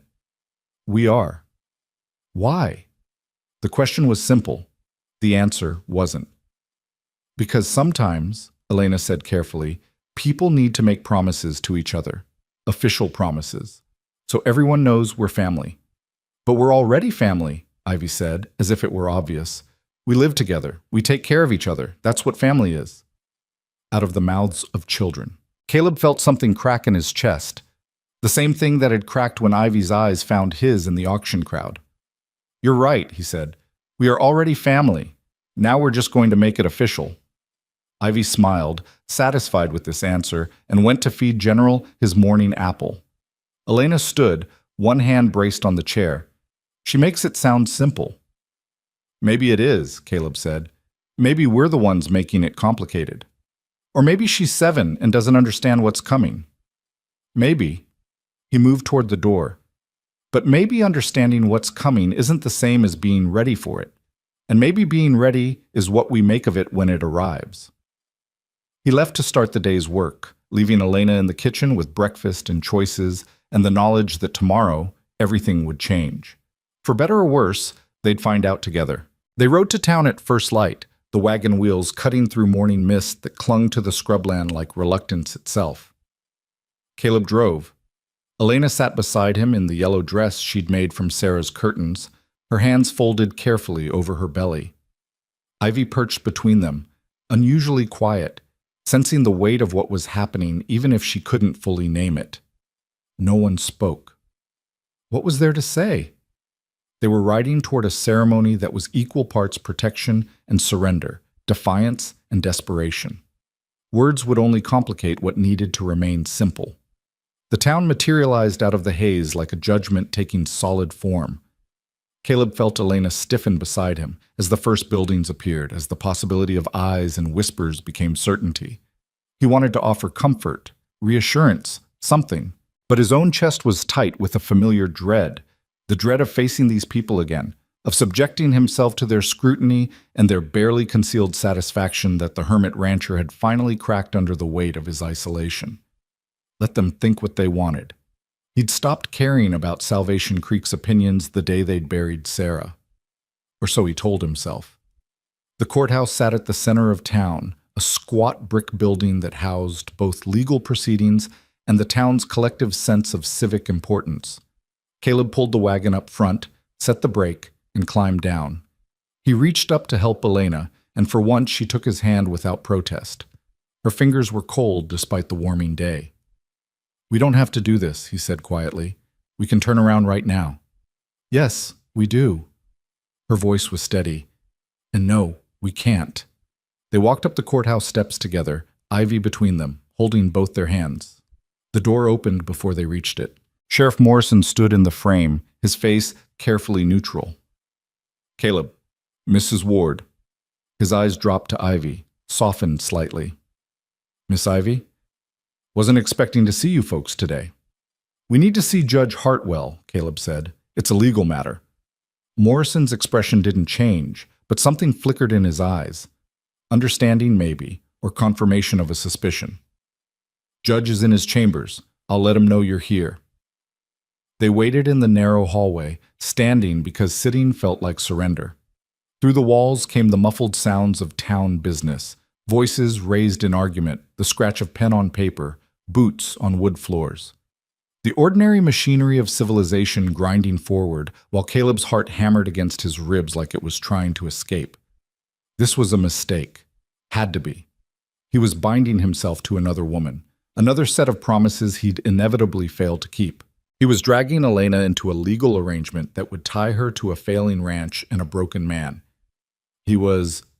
Elena's hand found his, squeezed once, brief, almost impersonal, but enough to pull him back from the spiral. "Breathe," she said softly. "Just breathe." He did. In through his nose, out through his mouth, the way he'd coached her through the false labor that night, the way she was now coaching him through this different kind of crisis. Partnership, he reminded himself. That's what they'd agreed to. Not romance, not rescue. Just two people facing the world's cruelty together instead of separately. The door to the judge's chambers opened.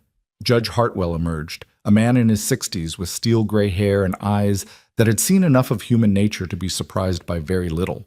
Those eyes swept over the three of them and settled into something that might have been resignation. "Mr. Mercer, Mrs. Ward," he gestured to his office. "Please, come in." The office was spare, functional. Law books lined the walls.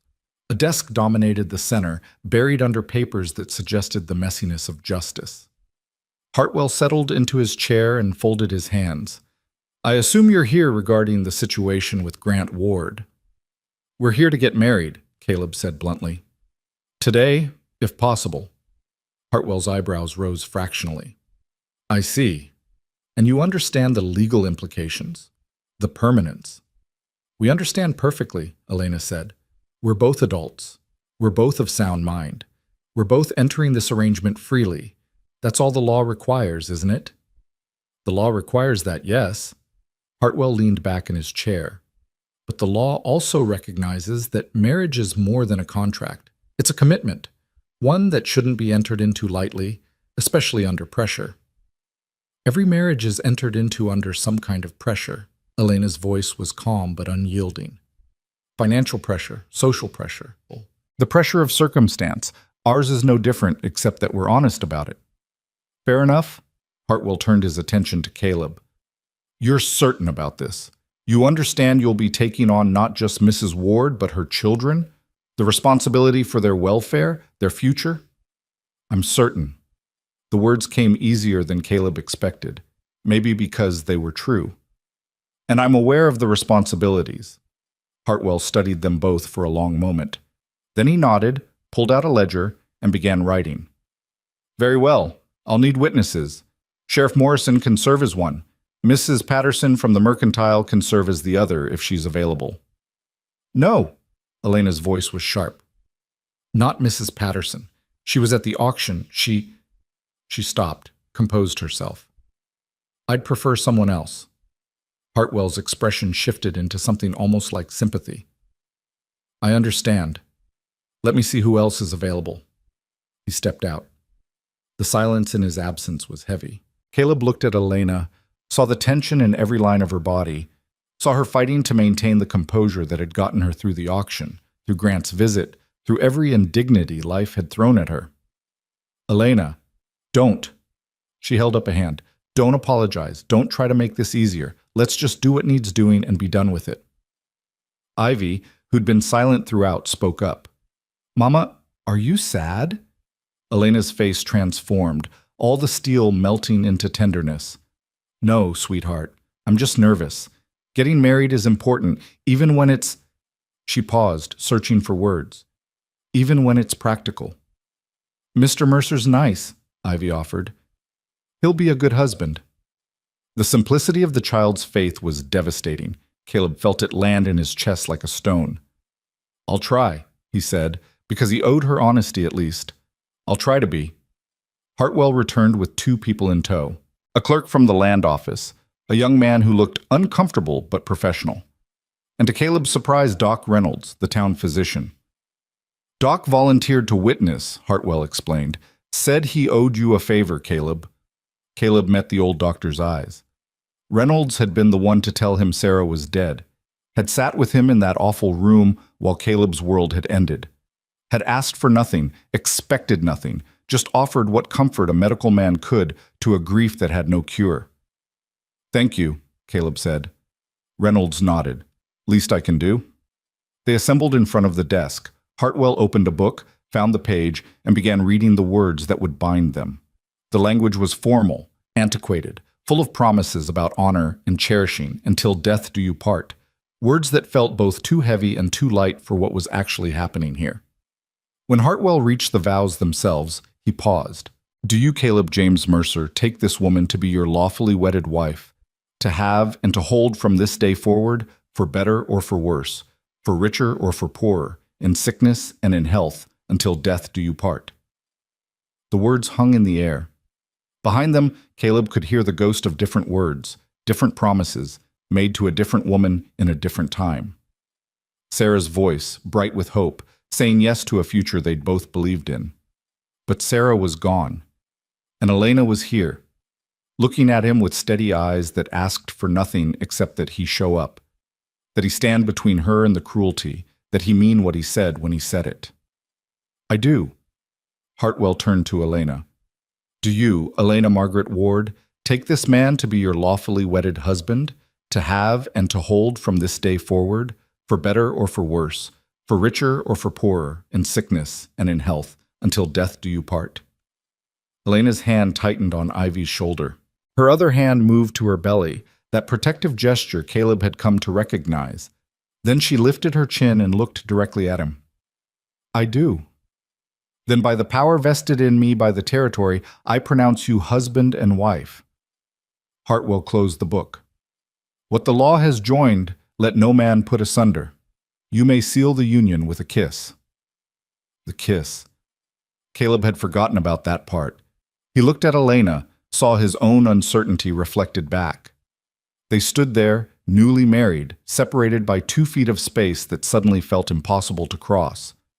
Then Elena stepped forward, rose on her toes despite her condition, and pressed her lips briefly to his. It was chaste, practical, over almost before it began. But Caleb felt it everywhere. The warmth of her mouth, the faint scent of soap and sunshine, the reality of another person close enough to touch. She stepped back. They both breathed. "Congratulations," Hartwell said, though his voice suggested he wasn't entirely certain congratulations were warranted. "I'll file the papers today. You're legally married in the eyes of the territory." Caleb paid the fee, signed where indicated. Elena signed her new name, Elena Margaret Mercer, in careful script, and something about seeing it on paper made the whole thing devastatingly real. They emerged from the courthouse into full mourning. The town was awake now, people moving about their business. Caleb felt their eyes like physical weight, felt the whispers starting even before they'd reached the wagon. "Well," Elena's voice was carefully neutral. "That's done." "That's done," Caleb agreed. "Can we get supplies while we're here? We're low on flour and Ivy needs new shoes." The mundane request in the wake of what they'd just done was almost funny. Almost. Caleb nodded and offered his arm. Elena took it, and they walked toward the mercantile like a normal married couple might, with Ivy skipping slightly ahead, examining the town with fresh eyes. The mercantile fell silent when they entered. Mrs. Patterson was behind the counter, her face cycling through shock, scandal, and reluctant acceptance. Around the store, other customers froze, watching. "Mr. Mercer," Mrs. Patterson finally managed. "Mrs." She paused, recalculating. "Mrs. Mercer, how can I help you?" "Flour, 20 pounds, Elena said evenly. "Salt, sugar, coffee. Children's shoes, size appropriate for a 7-year-old, and whatever dried beans you have in stock." Mrs. Patterson moved mechanically to fulfill the order, her eyes darting between Elena and Caleb like she was trying to solve an equation that didn't balance. The other customers weren't even pretending not to stare. "Heard you were at the courthouse this morning." The voice came from near the back. "Martin Hughes, the banker, conducting legal business." "That's right," Caleb said. "What kind of business?" The question was intrusive, inappropriate, and entirely expected. Caleb felt Elena tense beside him. "The kind that's none of yours," he said evenly. "Now, Caleb, No need to be hostile. We're all just concerned. Are you? Elena turned to face Hughes fully.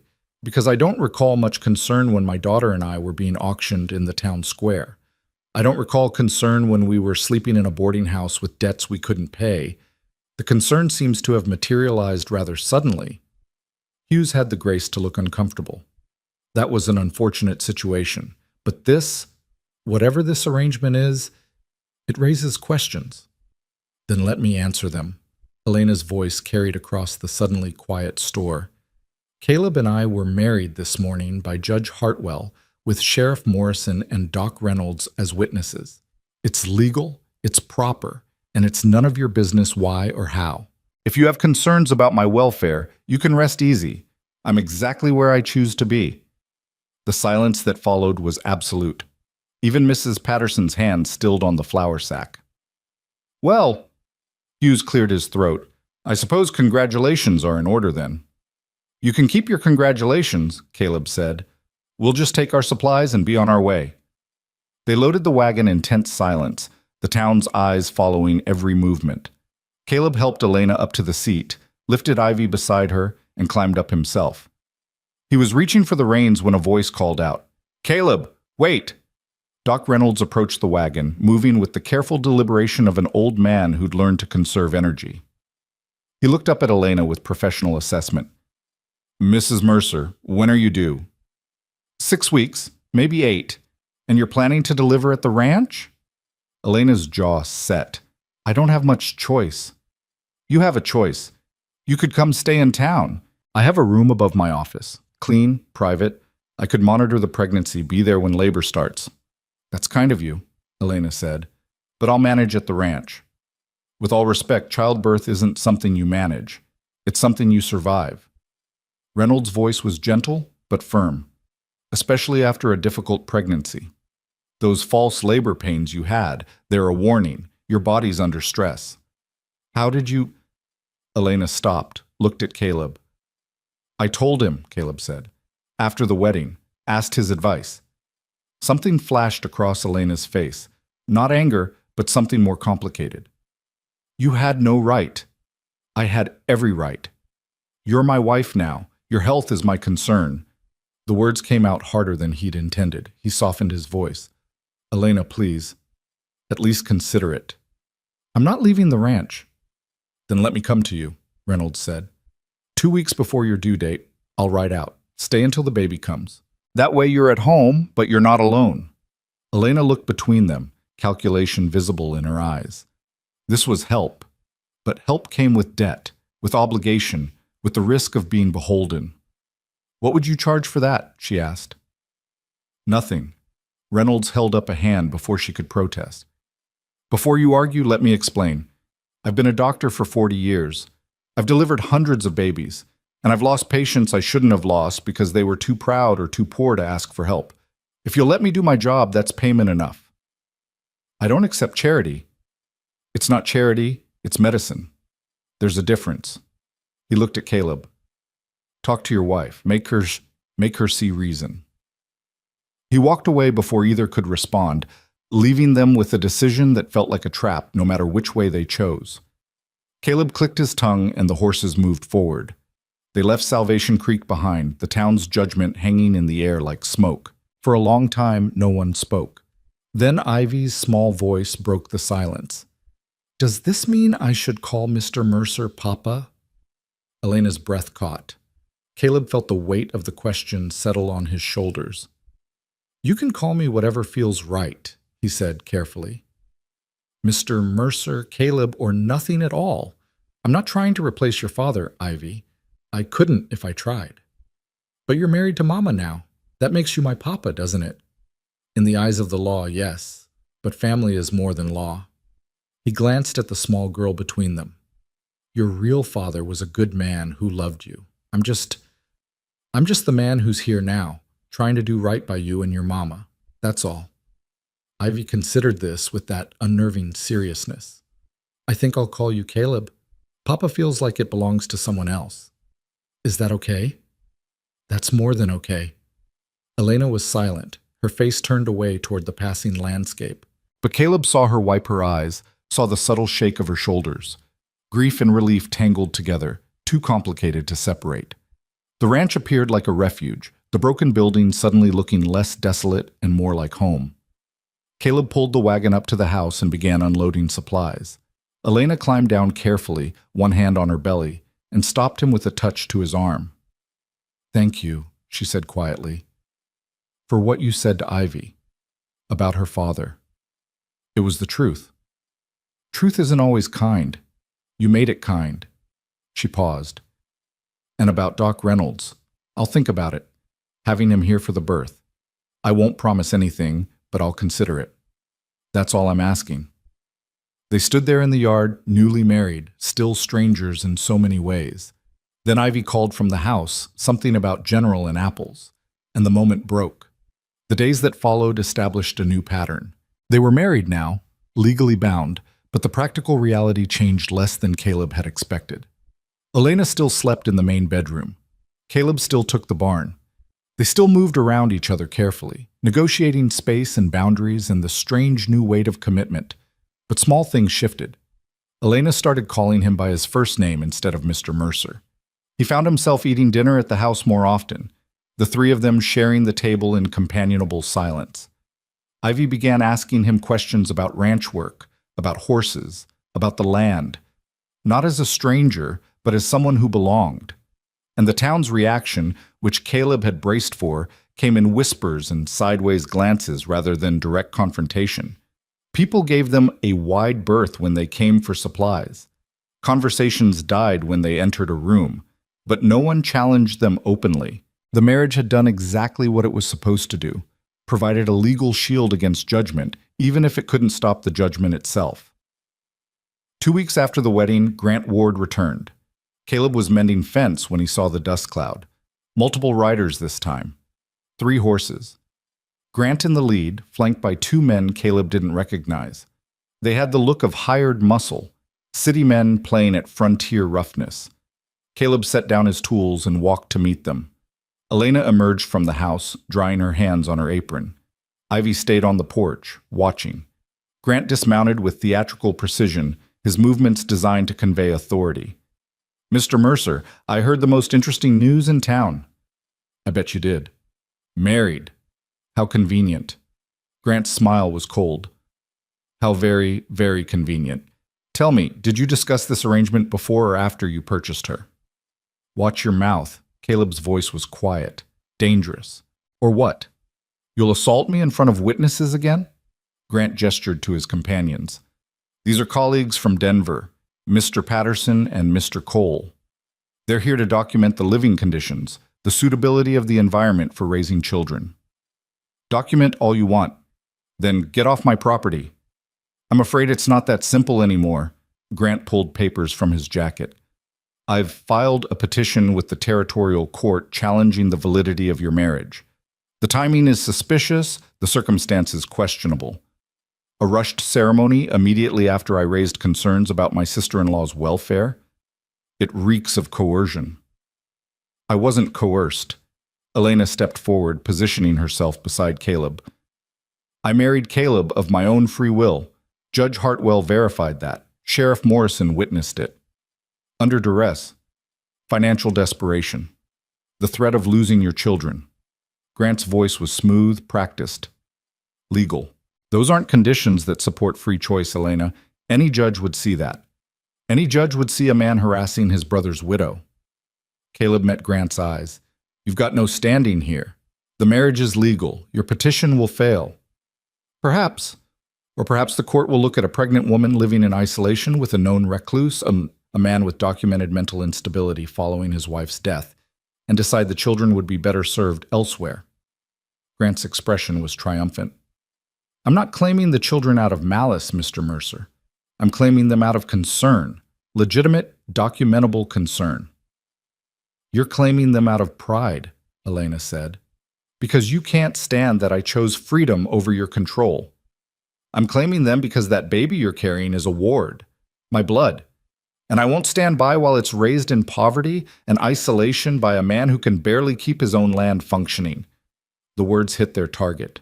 Caleb felt them land, felt the truth of his failing ranch, his inadequacy, his inability to provide the kind of life these children deserved. But then Elena spoke, her voice cutting through his spiral. That baby is mine. Mine to raise, mine to protect, mine to decide what's best for. Not yours, not the court's, mine.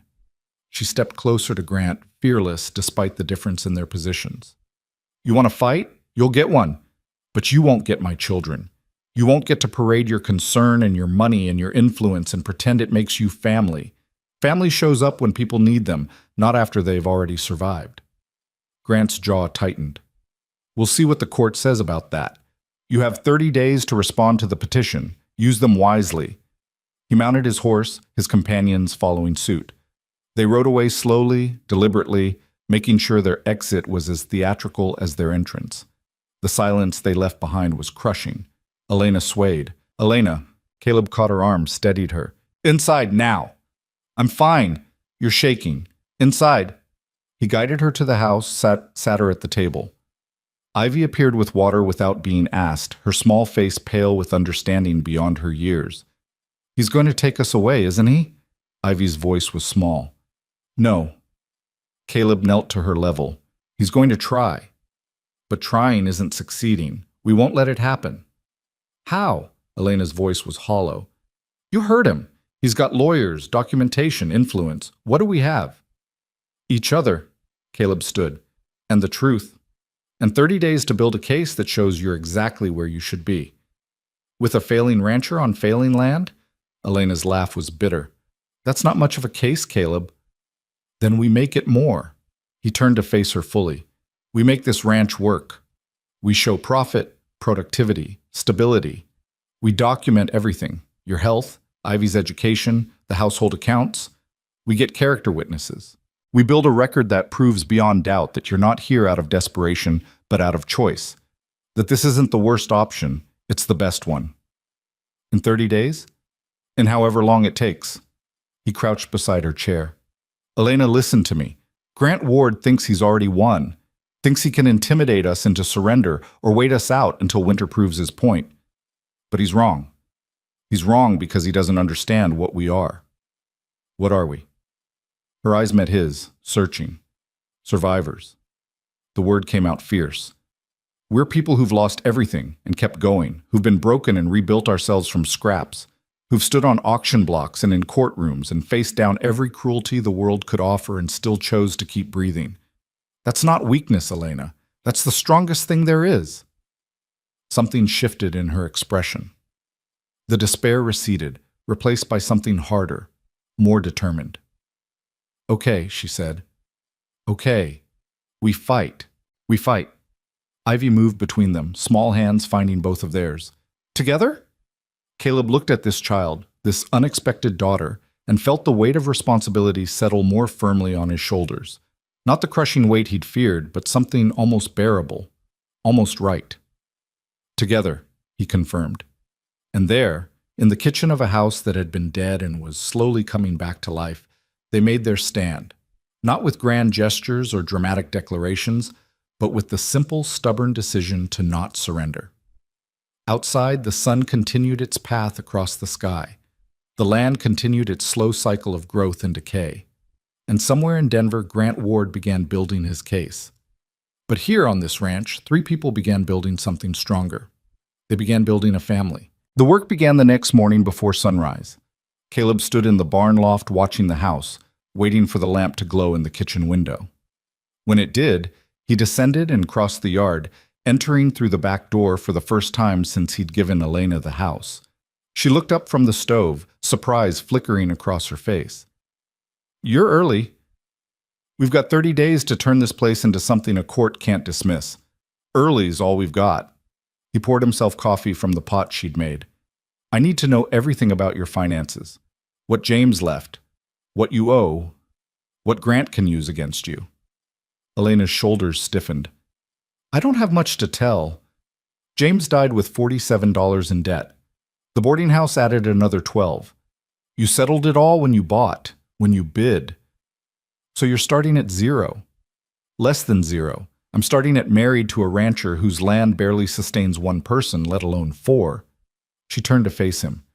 Caleb, We can document all we want, but the fundamental truth remains. This ranch is failing, has been for years. Grant's lawyers will tear that apart in minutes. Then we change the truth. He set down his cup. We make the ranch work, really work, show income, productivity, prove we're not just surviving but building something. How? The land's drought damaged, the cattle are gone. You have one horse and no crops worth mentioning.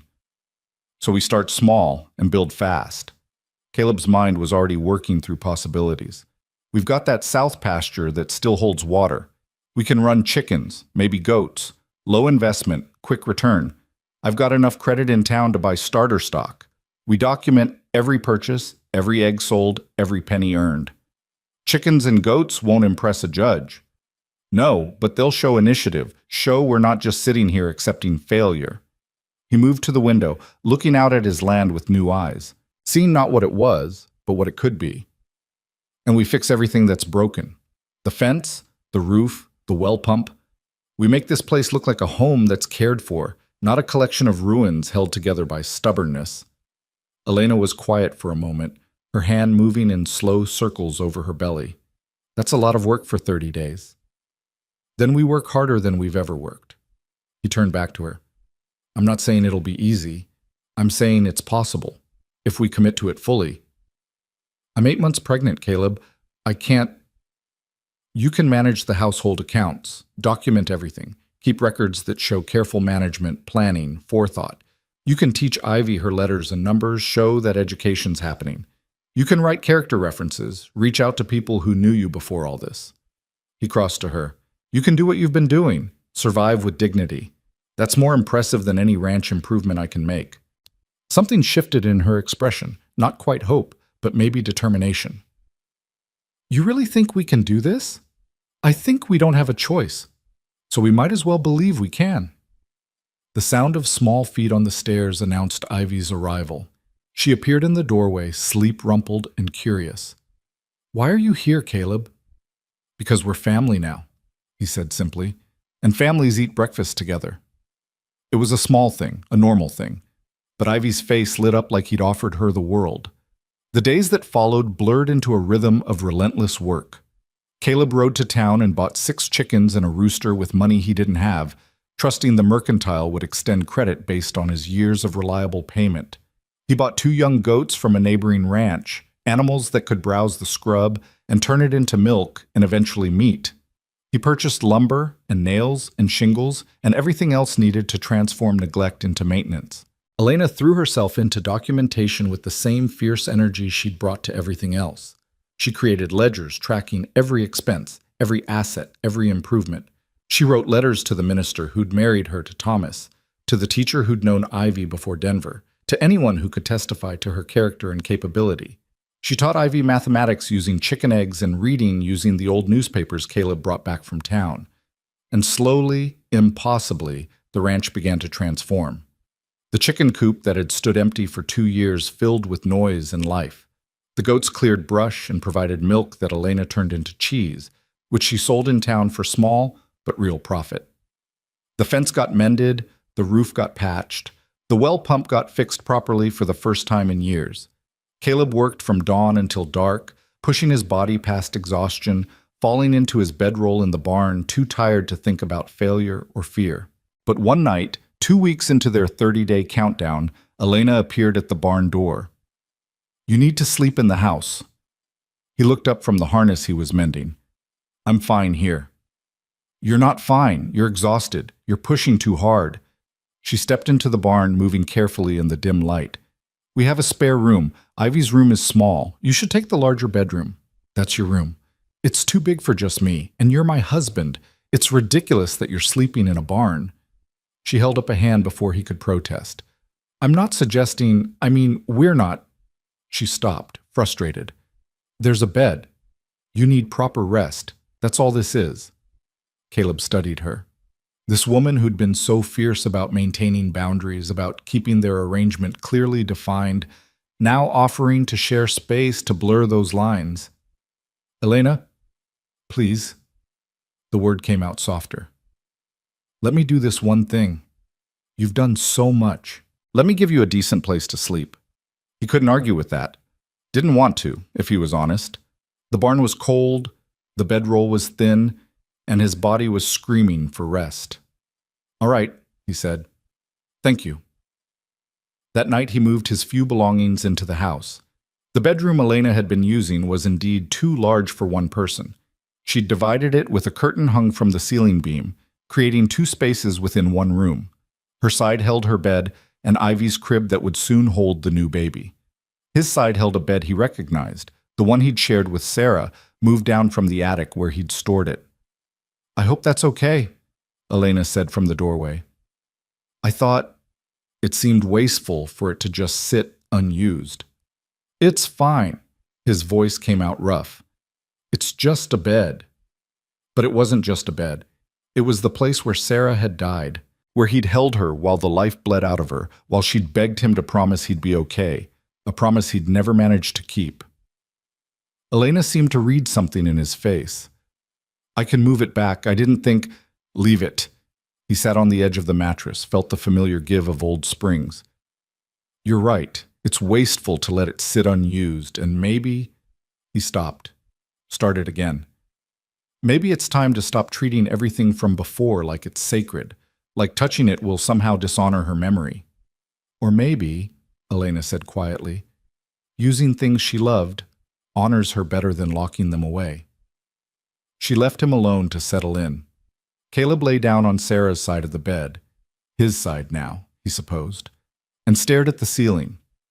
The same ceiling he'd stared at 3 years ago, the same room. But everything was different. Sarah was gone, Elena was here, and somehow, impossibly, life was continuing. He slept better than he had in months. The 25th day arrived with a letter from Grant's lawyer. Elena read it at the kitchen table, her face carefully blank. Then she passed it to Caleb without a word. The language was legal, dense, but the message was clear. Grant was requesting a formal hearing to determine custody and living arrangements for both Ivy and the unborn child. He was claiming that Elena's marriage to Caleb was coercive, that the ranch was inadequate, that the children's welfare demanded intervention. The hearing was set for 1 week from today. 5 days left. "We're not ready," Elena said. "We've done so much, but it's not enough. He's going to walk in with lawyers and money and a house in Denver, and we're going to counter with chickens and a patched roof." "We're going to counter with truth," Caleb set down the letter. "With evidence that you're a capable mother in a stable home with support and resources. That's what matters." "To who? To you? To me?" Elena's voice rose.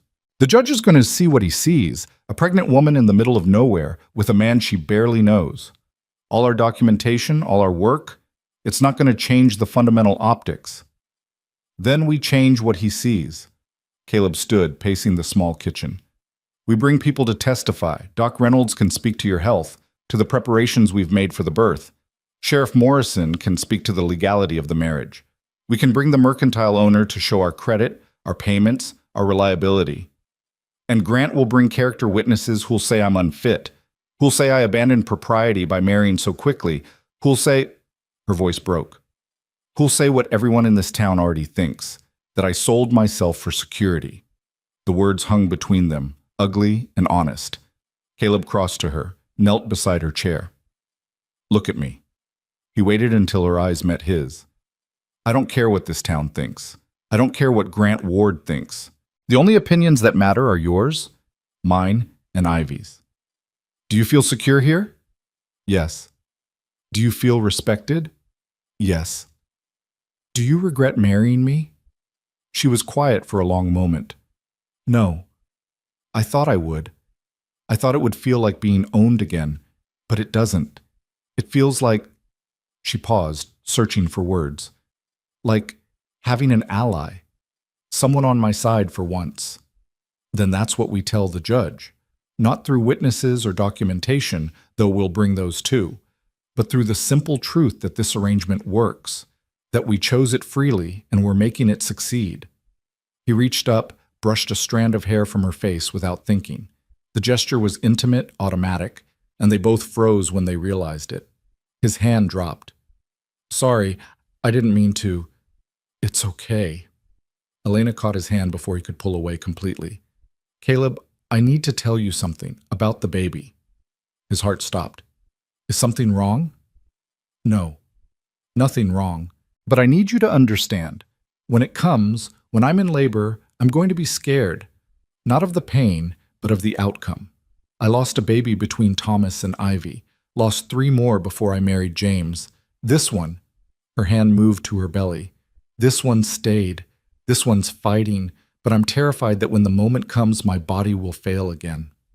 Doc Reynolds will be here. He promised. I know, but I need more than a doctor. I need... She stopped, struggling. I need someone who'll stay, who won't leave if things get bad, who won't give up on me. The weight of what she was asking settled on his shoulders. She was asking him to witness her most vulnerable moment, to see her at her weakest, to stay when staying was hard. She was asking him to do for her what he'd failed to do for Sarah. I'll stay, he said.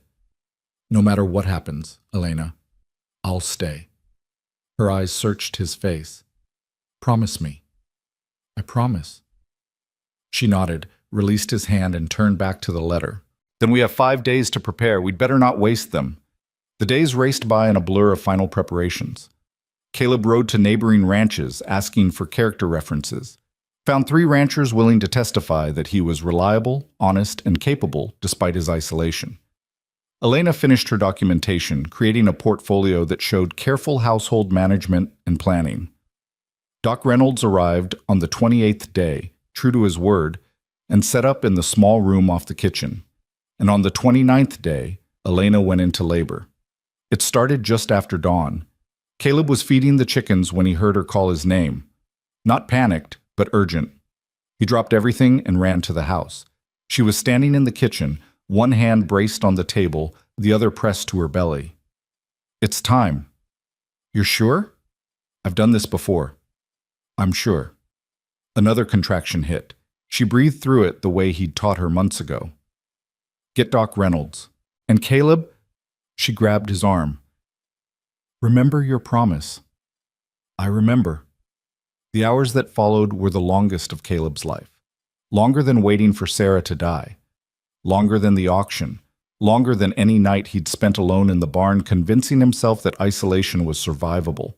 Doc Reynolds examined Elena, declared things progressing normally, and settled in for the wait.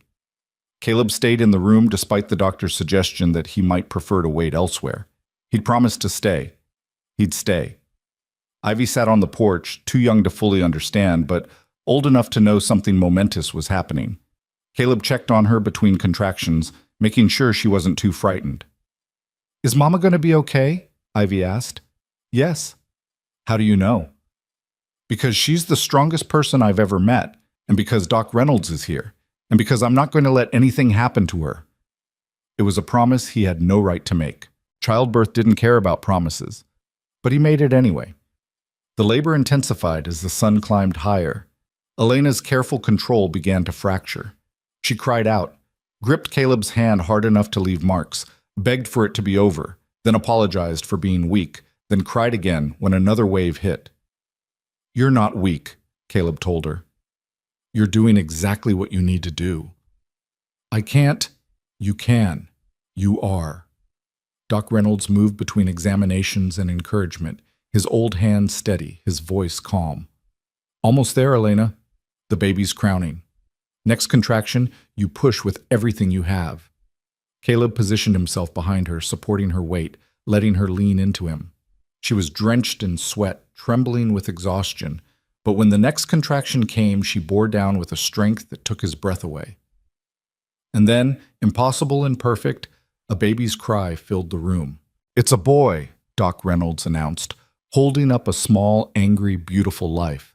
A healthy boy. Elena sobbed, reaching for her son. The doctor placed him on her chest, still attached by the cord, and she held him like he was made of starlight and miracles. He's here, she whispered. He's really here. Caleb felt something in his chest crack open. Not the familiar crack of loss, but something different, something that felt dangerously like joy. Doc Reynolds worked quickly, efficiently, cutting the cord and cleaning the baby while Elena delivered the afterbirth. The doctor's face was professionally neutral, but Caleb saw the tension in his shoulders. Elena, you're bleeding more than I'd like. Not dangerous yet, but I need to manage it. Caleb, keep her talking. Keep her present. Fear crashed over him. Not this. Not again. He'd promised to stay, but he'd also promised Sarah everything would be fine, and it hadn't been. And, Caleb, Elena's voice cut through his spiral. I need you here. Now. He focused on her face, on her eyes, tired but alive, on the baby in her arms crying lustily, on the present moment, not the ghosts of the past. I'm here. Tell me about the ranch, about what we'll do when this is over. His voice caught. He tried again. We'll finish the fence, get more chickens, maybe some proper cattle come spring. We'll expand the garden, teach Ivy to ride. Teach this little one too, when he's big enough. What should we name him? Elena's voice was getting weaker. Elena, stay with me. Doc Reynolds' voice was sharp. I need you to stay present. I am present. I'm just tired. She looked down at her son. Thomas? We'll name him Thomas, after Ivy's father, after the good man who started this. Thomas, Caleb repeated. It's a strong name. The bleeding slowed. Doc Reynolds worked for what felt like hours, but was probably only minutes, his hands moving with the practiced efficiency of 4 decades of medicine. Finally, he sat back. You're going to be fine, Elena, but you need rest, a lot of rest. No getting up, no activity, just healing. Understand? I understand. The doctor looked at Caleb. She means it when she says rest. I know she's stubborn. Don't let her be. I'll make sure, Caleb said. Doc Reynolds cleaned up and left them alone with their new son.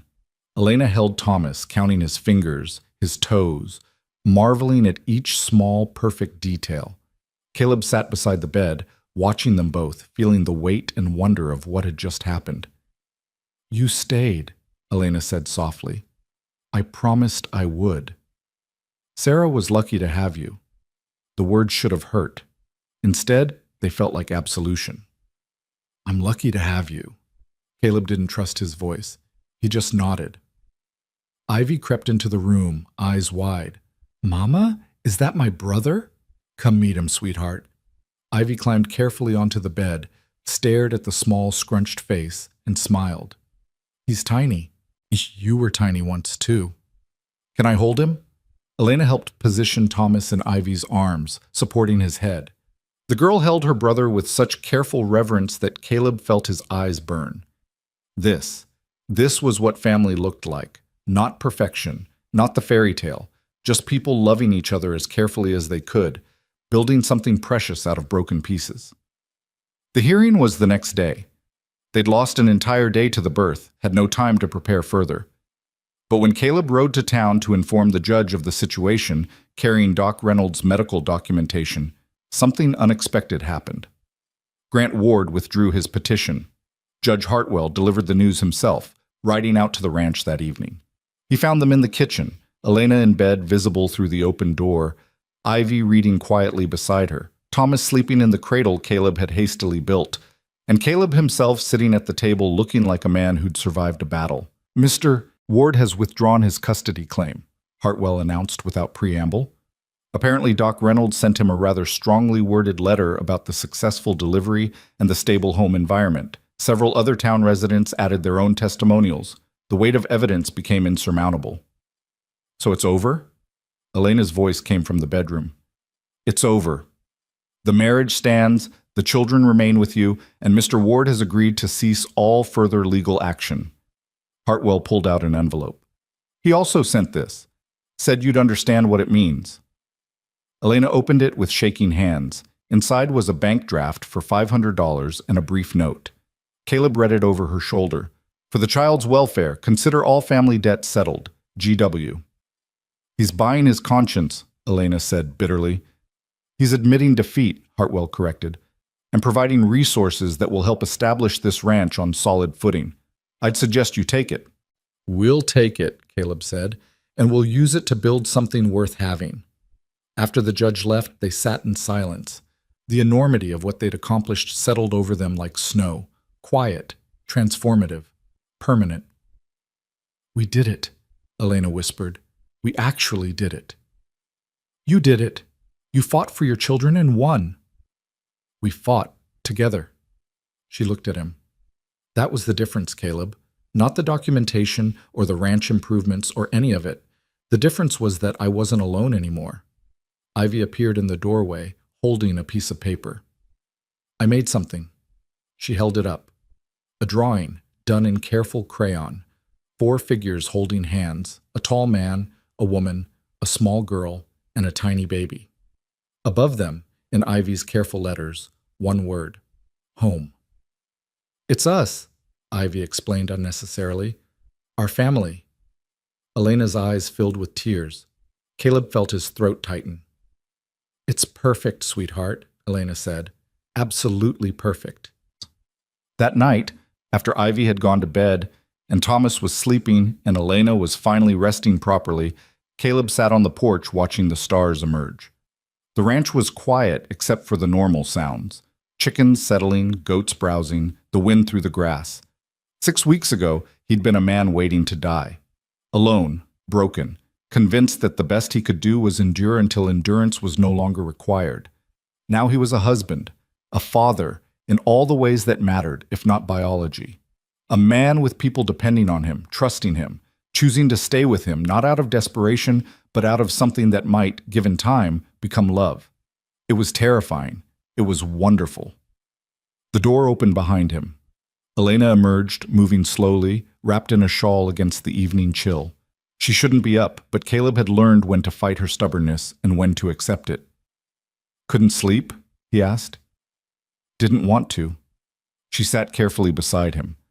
I wanted to be here, with you, watching our home be peaceful. Our home. Not his, not hers, ours. I never thanked you properly, Elena said, for what you did in that town square, for buying us, for giving us this chance. You've thanked me a dozen times. I know, but I need to say it again. You didn't save us, Caleb. You were right about that. But you gave us the space to save ourselves. You stood between us and the cruelty long enough for us to get our feet under us. That's worth more than gratitude. That's worth everything. They sat in comfortable silence, shoulders nearly touching. Then Elena spoke again, her voice tentative. I know our arrangement was supposed to be practical. Partnership, protection, mutual benefit. And I'm not trying to complicate that or ask for more than we agreed to, but I need you to know, she paused, this hasn't felt practical for a while now. It's felt real. And I think maybe, if we're willing, it could become something even better than we planned. Caleb turned to look at her, at this woman who'd somehow slipped past every wall he'd built, who'd transformed his dead house into a home, who'd given him reason to wake up in the morning and purpose beyond mere survival. I think, he said carefully, it already has become something better. I just didn't want to presume, didn't want to ask for more than you were ready to give. What if I'm ready now? Then we take our time. We do this right. We build on what's already here instead of forcing something that isn't. He reached for her hand, held it gently. I failed Sarah by not being enough. I won't fail you by rushing into something neither of us is ready for. You didn't fail Sarah. Life failed you both. There's a difference. Maybe, he squeezed her hand, but either way, we go slow. We let this grow at its own pace, and whatever it becomes, we choose it together. Together, Elena agreed. They sat there as the stars multiplied overhead, as the night deepened around them, as their ranch breathed quietly in the darkness. Inside, their children slept, Ivy dreaming of horses and family, Thomas too new to dream of anything except warmth and safety. 2 broken people had become 4 whole ones, not through magic or miracle, but through the simple act of showing up. Of staying when leaving would have been easier, of choosing each other day after impossible day. The town would continue to whisper. Winter would come and test them. The ranch would demand constant work. The children would need care and guidance. Life would be hard in all the ordinary ways life always was, but they wouldn't face it alone. Caleb looked at Elena, at the mother of his children, at the partner who'd chosen to stay. We should go inside. You need rest. In a minute, she leaned her head on his shoulder. Let me have one more minute out here, being grateful. So he sat with her, holding her hand, watching their home exist peacefully in the darkness. And for the first time since Sarah died, Caleb let himself believe that maybe the future held more than just endurance. Maybe it held joy. Maybe it held love. Maybe it held all the quiet, ordinary miracles that came from choosing to stay when no one was watching. When there were no witnesses to judge or applaud, when it was just two people facing the world together, building something precious out of the wreckage they'd been given. The stars wheeled overhead. The wind carried the scent of sage and possibility. And on a broken ranch 12 miles from nowhere, a family settled into the business of being, not perfect, not easy, but real. And that, Caleb realized, was more than enough. It was everything.